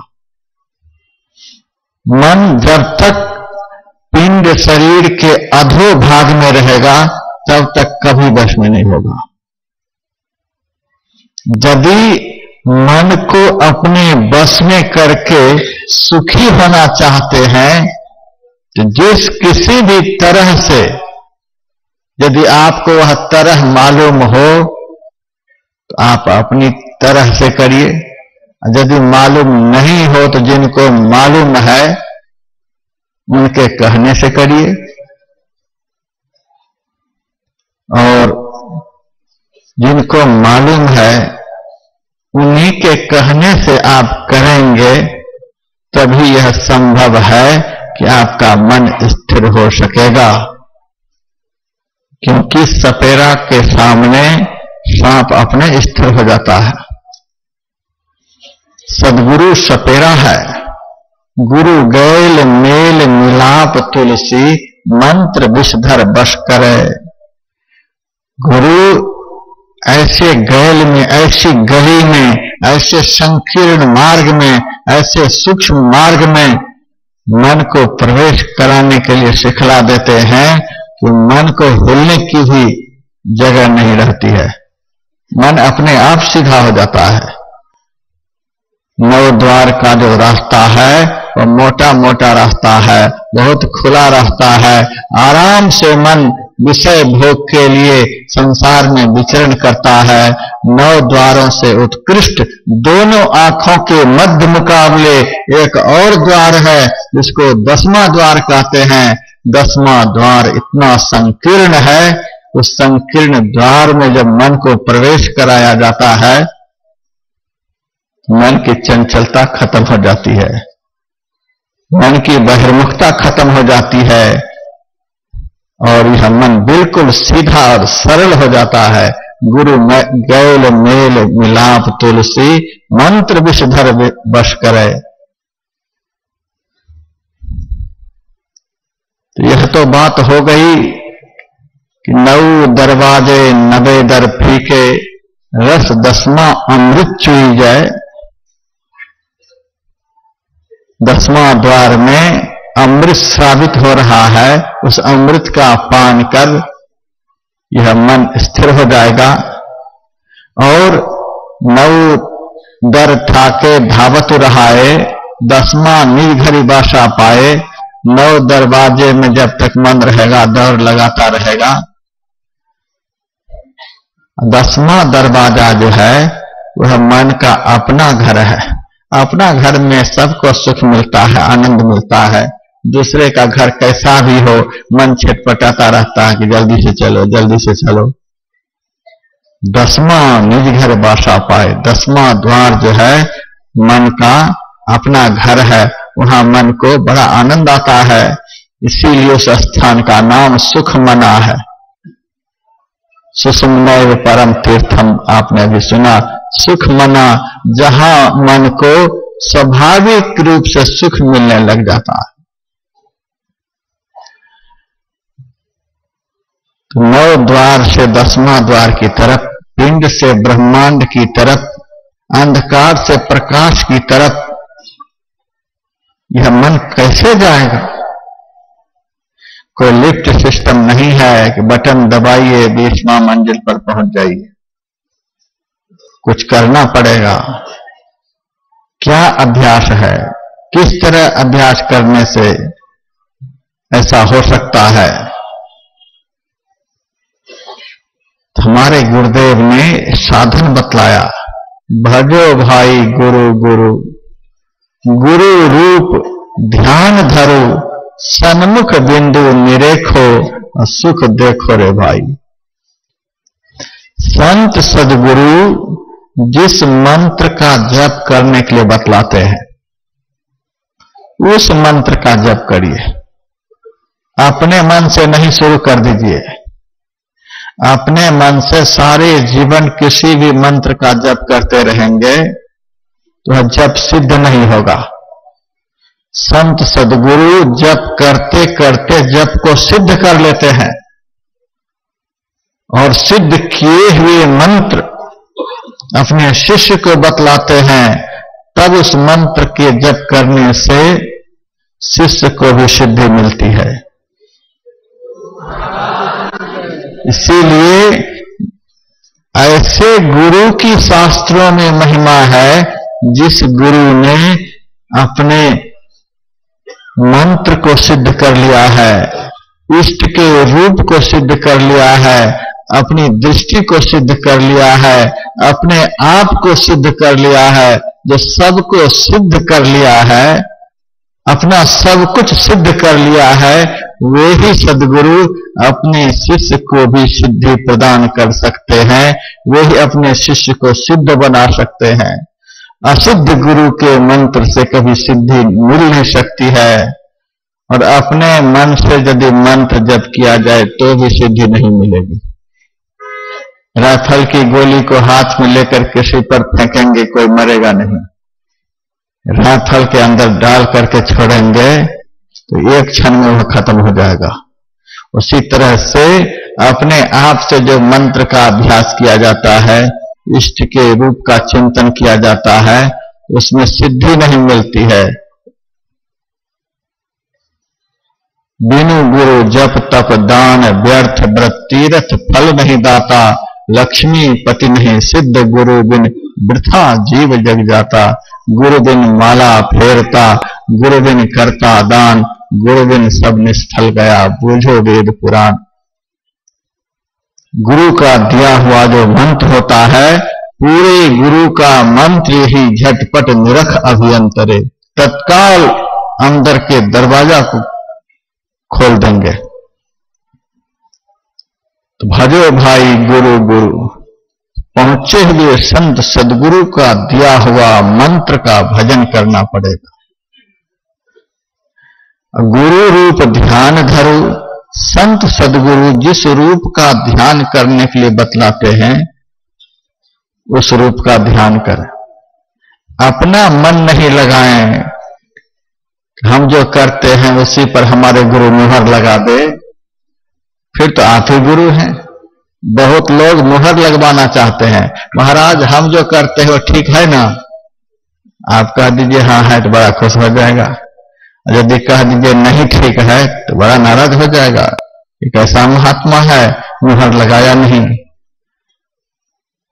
वही शिष्य गुरु के समग्र सद्गुणों को प्राप्त कर सकेंगे जो कुम्हार की मिट्टी के समान अपने को उनके ऊपर समर्पित कर देंगे।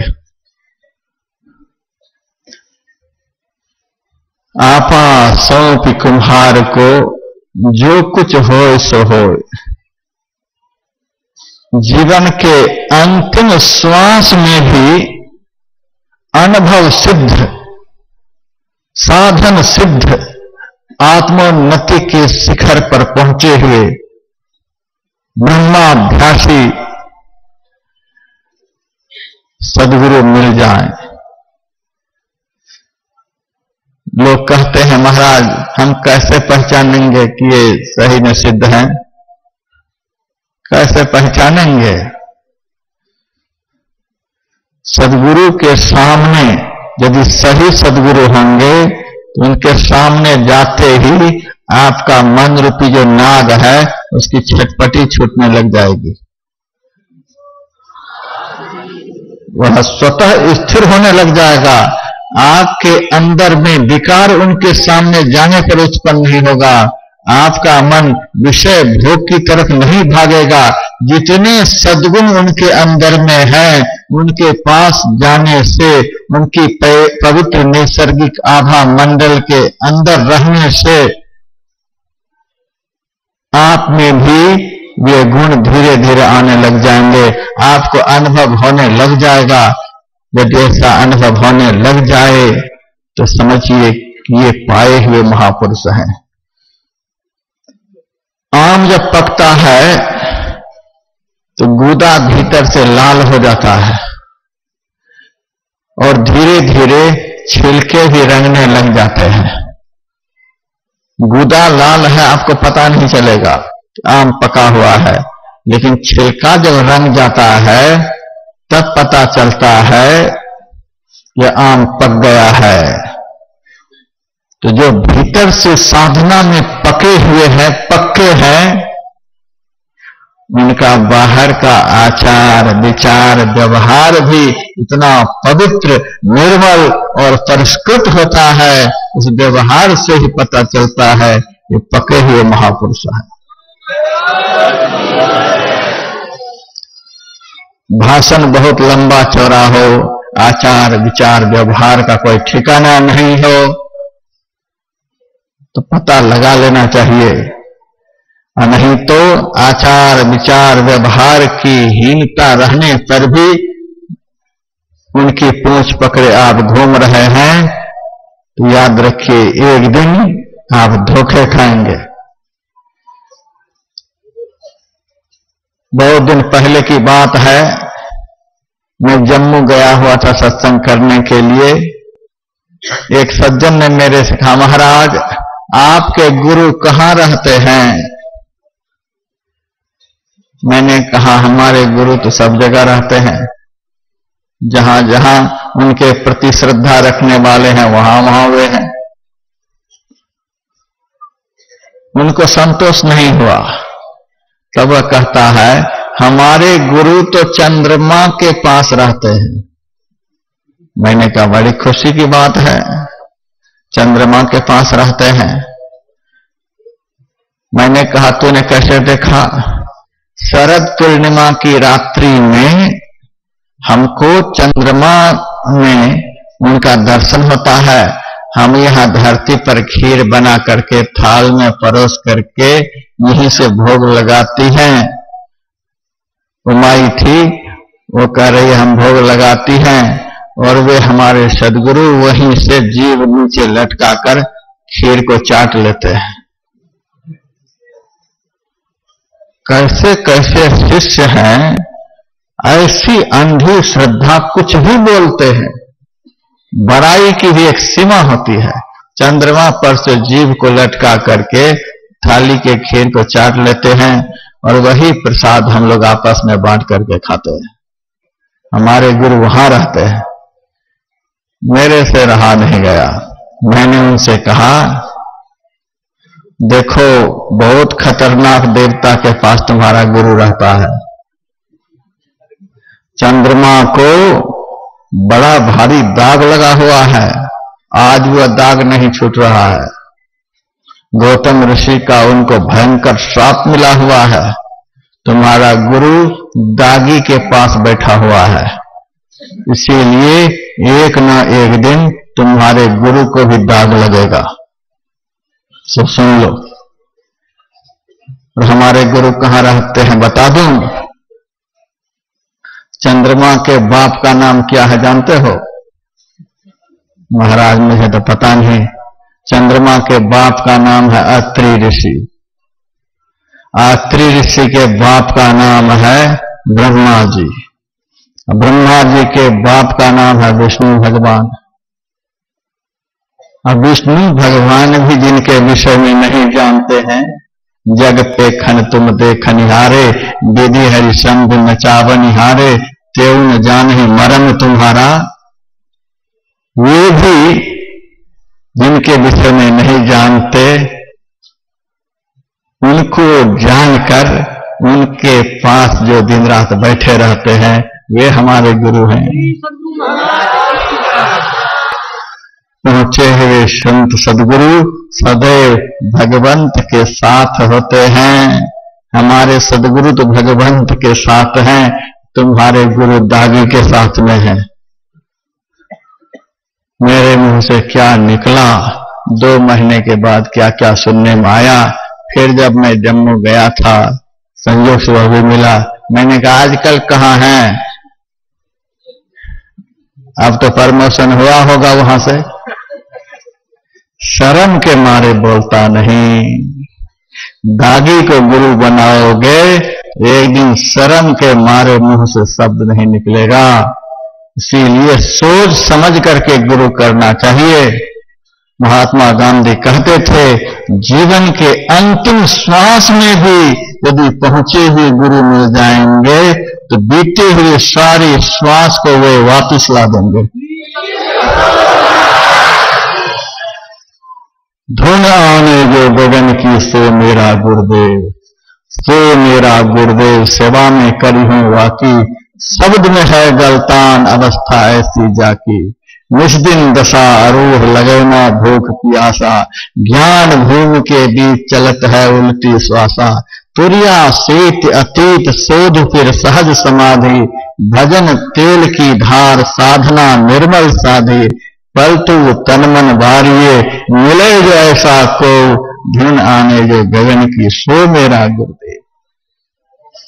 भव सिंध के पार जो चाहिए जान को, केवट भेदी तलाश की जाए। घाट और बाट के भेद के महरमी ताहि के नाव पर पांव दी गए। शब्द के नाव पर चढ़े जो धाय के, जाए वही पार नहीं पांव भीगे। दास पलटू कहे कौन मल्ला है, उतर भव सिंध तो पार ली जाए। केवट भेदी तलाश की जाए। जैसे तैसे को कर्णधार मल्लाह बनाओगे तो वो भी डूबेंगे, आप भी डूबेंगे। 3 तरह के गुरु होते हैं, होते तो हैं बहुत तरह के, लेकिन यहां पर प्रसंगानुसार एक गुरु पत्तल के समान होते हैं, दूसरे गुरु पत्थर के समान होते हैं और तीसरे गुरु काठ के समान होते हैं। पत्तल जो होता है वह पानी पर स्वयं तैरता है, लेकिन उसके ऊपर किसी वस्तु को रख दी जाए तो वस्तु भी डूब जाएगी और पत्तल भी डूब जाएगा। वह केवल स्वयं अपने आप ही तैर सकता, दूसरे को तैरा नहीं सकता। एक ऐसा गुरु है जो स्वयं अभ्यास कर रहे हैं, स्वयं भवसागर से तैरने के लिए भजन कर रहे हैं, अपना उद्धार नहीं अब तक कर पाए हैं, अभ्यास में दिन रात लगे हुए हैं। दूसरे गुरु पत्थर के समान होते हैं जो खुद डूब जाता है, दूसरे को कैसे पार लगा सकता है। तीसरे गुरु काठ के समान होते हैं। काठ की नाव जो होती है वह स्वयं तैरती है और बहुतों को भी पार लगाती है। कहे कबीर सुनो धर्म आगरा, अमित हंस लय पार उतर भव सागरा।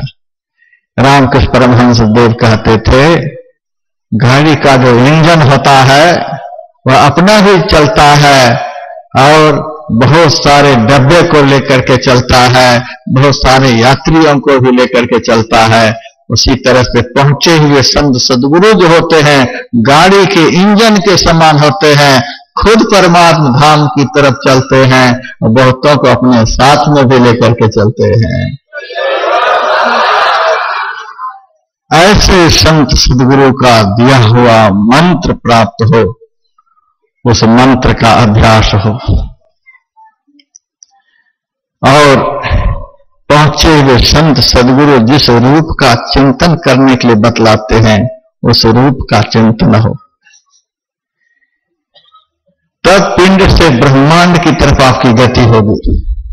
हम लोग बड़े बड़े शहरों में जाते हैं तो फ्लाइट से जाते हैं, बहुत बार जाना पड़ता है। मैं सब कुछ देखते रहता हूं और सबका आध्यात्मिक भाव मन में बनाते रहता हूं। फ्लाइट से जब एयरपोर्ट पर सफर के लिए जाता हूं तो बहुत तरह का तामझाम होता है फ्लाइट पर बैठने तक में। पहले तो सारे सामानों की जांच होती है, जो जाएगा उसकी भी जांच होती है। जब वहां के विधान के खिलाफ कोई भी चीज आपके पास में नहीं होगी, तब आपके बोर्डिंग पास पर मुहर लगेगा। परमात्म धाम की यात्रा, 9 द्वार से 10वां द्वार की यात्रा हम लोगों को करनी है। यह आसमानी सफर है। जलयान के द्वारा, वायुयान के द्वारा, थल मार्ग के द्वारा वह सफर नहीं हो सकता है। यह तो आसमानी सफर है। मेरा मन मानी सुरत शैल आसमानी। मेरा कहते मेरा मन तब माना जब मैंने अपने मन को आसमानी सफर कराया। स्थूलाकाश से सूक्ष्माकाश, सूक्ष्माकाश से कारणाकाश, कारणाकाश से महाकारणाकाश, महाकारणाकाश से कैवल्याकाश, एक आकाश से दूसरे आकाश का सफर कराया। तब मेरा मन मानी, मेरा मन मान गया, मेरा मन बस में हो गया। स्थूल संसार तो घोर अंधार है, स्थूल शरीर में घोर अंधकार है, घोर अपवित्रता है, घोर दुख है, घोर विकार रूपी राक्षस का साम्राज्य है, घोर इंद्रिय रूपी चोर का अत्याक्रमण है। यहां तो बहुत कुछ है, यहां मन कैसे स्थिर हो सकता है? इस दिशा को बदलने की आवश्यकता है, इस स्थान को बदलने की आवश्यकता है। बड़े बड़े बनिया लोग व्यापार चलाने के लिए शहर बदल लेते हैं। जिस शहर में पहले रहते हैं वहां व्यापार नहीं चलता तो घर को बेचकर दूसरे शहर में बह जाते हैं। जिस शरीर में, जिस संसार में रहने पर निरंतर दुख ही दुख का अनुभव होता है, अब उस घर को, अब उस संसार को बदल लेना चाहिए। सुधी करो प्यारे हो आपन देश के, जहां कलेश कछु नहीं। जब वे अपने देश में चले जाएंगे, गुरुदेव कहते छूटे वो दुख को देश, गुरु गम पाई कही। दुख का देश खत्म हो जाएगा। इस शरीर से चेतना का उद्गमन हो जाए। आप कहेंगे मरने पर तो शरीर एक दिन छूट ही जाएगा, सुखी हो जाएंगे। मरने पर की मुक्ति को संत नहीं मानते हैं।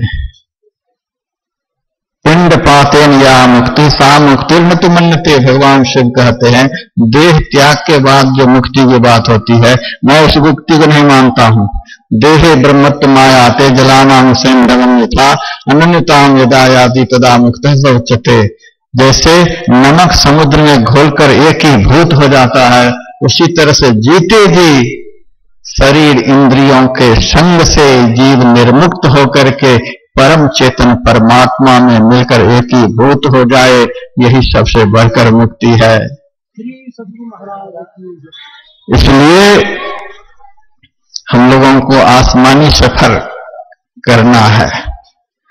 आसमानी सफर के लिए एयरपोर्ट पर जाना पड़ेगा। हम लोग जाते हैं और सब लीला देखते हैं। बहुत जांच होती है, सारे सामान की जांच होती है।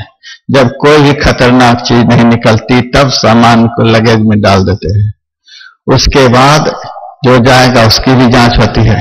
मैं बेंगलोर से आ रहा था दिल्ली के लिए तो 20 बार मशीन चला दिया मेरे शरीर पर। मैंने कहा कि कितने सारे सदगृहस्थ इधर से निकले, 1-2 बार मशीन चला करके तूने उसको छोड़ दिया। मैं ही तुम्हारी निगाह में सबसे खतरनाक आदमी हूं। 20 बार मशीन चला रहे हो। महाराज आपकी जांच तो सबसे ज्यादा होगी। क्यों? इसी कपड़ा में सबसे ज्यादा खतरा है। बड़ा भारी खतरा है इस कपड़ा में। सीता की भी चोरी हुई थी इसी कपड़े में। बहुत खतरा का यह कपड़ा है। यदि इस कपड़ा को धारण करने का उद्देश्य इतना ही है, द्रव्यार्थ मन वस्त्रार्थम यह प्रतिष्ठार्थमेव वा सन्नसेद हो भ्रष्ट स मुक्ति ना तुम अर्हति। अन्न के लिए, वस्त्र के लिए, द्रव्य के लिए, पद के लिए, प्रतिष्ठा के लिए, यही सब अभिप्राय यदि इस भेष का हो तो वह भेषधारी अपना और अपने समाज को संसार और परमार्थ से भ्रष्ट करके दुर्गति की तरफ लेकर चला जाएगा, खतरा में डाल सकता है। और इस कपड़े की योग्यता यदि हो, कर्म त्यागान्न संन्यासो न प्रेसोच्चारणेन तो संभो जीवात मनोरैक्यम संन्यास पर कीर्तिता। संध्या के समय में जो सन्यासी अपनी आत्मा को परमात्मा में लीन कर देता है, ऐसा सन्यासी सारे संसार को खतरे से बचा भी सकता है। वर्दी के अनुसार गुण भी हो, फिर वह खतरे से बचा भी सकता है। हरिद्वार में काम चल रहा था आश्रम का, एक बहुरुपया गाड़ी लेकर आया और गाड़ी से निकलकर आश्रम में प्रवेश किया। एक मजदूर के कंधे पर हाथ रखकर कहता, चल जल्दी से गाड़ी पर बैठ। वह घबरा गया, क्या बात है, क्यों कहते गाड़ी पर बैठने के लिए? वह कहता, 2 साल से तुम्हारे ऊपर वारंट जारी है, तो फरार हो गया है, जल्दी से बैठ गाड़ी पर। वह रोने लगा, हमने तो कोई अपराध किया नहीं, और यह कहता 2 साल से तू फरार है। चिल्लाने लगा, मैं ऊपर से नीचे आया, क्या बात है, किसको तूने काम में लगा रखा है, 2 साल से फरार है, वारंट किसके ऊपर जारी है? मैंने कहा, कैसे आदमी को मैंने काम में लगाया है, चलो काम करने दो, गरीब आदमी है, चले जाओ, फिर यहां का काम खत्म हो जाएगा तो ले जाना। ऐसे नहीं जाएंगे, यदि आपको 1-2 महीने काम कराना हो तो कम से कम 30,000 रुपए लगेंगे, 30,000 रिश्वत दो। मैंने कहा 30,000 तो इसके पैसे भी नहीं होंगे, 30,000 हम कैसे दे देंगे, 30,000 लगेंगे। ऐसे नोक झोंक चल रहा, तब तक हमारी दृष्टि गई उनकी जेब के नीचे छोटे छोटे अक्षर में लिखा हुआ था 2 रुपया। तब हमको संतोष हुआ, ये एसपी नहीं है, एसपी का केवल वर्दी है। जेब से 10 रुपए निकाल कर उनके हाथ में देने लगे। वह बहुत जोर से चिल्लाया, महाराज कहा 30,000 का 10 रुपए दे रहे। मैंने कहा यह भी इसीलिए दे रहा हूं, तुमने रोल बहुत अच्छा अदा किया है, ले लीजिए। तो 10 रुपए खुश होकर के लेकर चला गया। वर्दी के अनुरूप यदि गुण नहीं हो तो वर्दी की निंदा होती है, वर्दी के अनुरूप गुण होता है, सारी दुनिया को निंदा से वो बचा भी सकता है।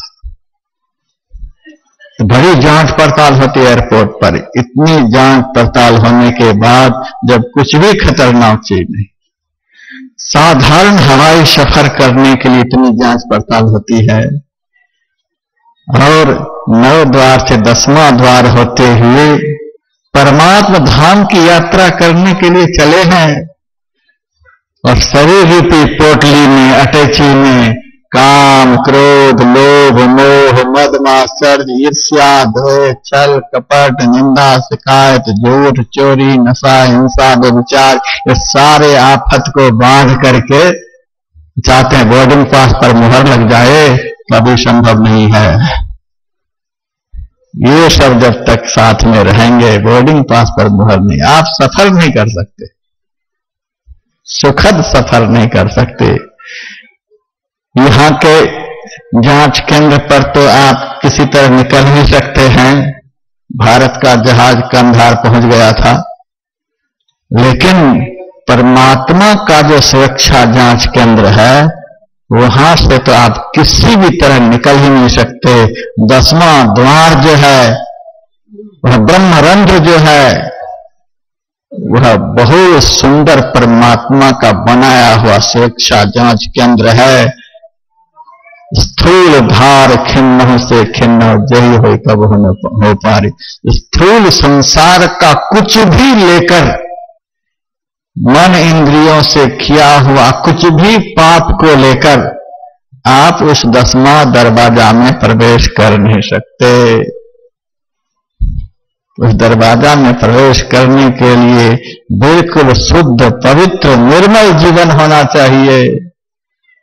24 घंटे इतना भजन का अभ्यास हो, इतना मंत्र जप का अभ्यास हो, इतना इष्ट रूप का चिंतन हो कि कोई भी अशुभ कर्म हमारे मन का स्पर्श न कर सके, तब अंतर जगत में सफर होता है। फिर 10वां द्वार में मन रूपी नाग का प्रवेश होता है। 10वां द्वार में प्रवेश करने पर उस द्वार में है क्या? भगवान शिव का वचन है, शिरः कपाले रुद्राक्ष विवरम चिंतयेदा तदा ज्योतिः प्रकाश स्यात् विद्युत पुंज समप्रभ एतत् चिंतेन मात्रेण पापानां संक्षयो भवेत् दुराचारो पुरुषो लभते परमं पदम। आंख से ऊपर के भाग को कपाल कहते हैं। कपाल में दोनों आंखों के बीच में भगवान शिव कहते हैं रुद्राक्ष है। रुद्राक्ष का अर्थ होता है रुद्र अक्ष अर्थात शिवनेत्र। आंख में अंदर से रोशनी आने की जगह है, रास्ता है। आंख होकर के रोशनी बाहर निकल रही है तभी हम देख पाते हैं। जैसे दोनों आंखों में रास्ता है रोशनी निकलने का, उसी तरह से दोनों आंखों के बीच में एक और आंख है जिसको शिवनेत्र कहते हैं, 10वां द्वार कहते हैं, ब्रह्मरंध्र कहते हैं। उस आंख होकर के भी बहुत बारीक रास्ता निकला हुआ है, बहुत सूक्ष्म रास्ता निकला हुआ है। उस सूक्ष्म रास्ते का जो ध्यान करता है विवरम चिंतयेदा अर्थात उस सुषुम्ना मार्ग का, उस 10वां द्वार का जो चिंतन करता है, उस चिंतन से अभ्यासी को क्या अंदर में मिलता है? तदा ज्योतिः प्रकाश स्यात् विद्युत पुंज समप्रभ, बिजलियों के समूह के समान प्रकाश पुंज प्रकट हो जाता है। उस प्रकाश के चिंतन से पापानां संक्षयो भवेत्, जन्म जन्म के पाप स्वाहा हो जाते हैं। पहले का दुराचारी पुरुष भी लभते परमं पदम, परम पद को प्राप्त कर लेता है।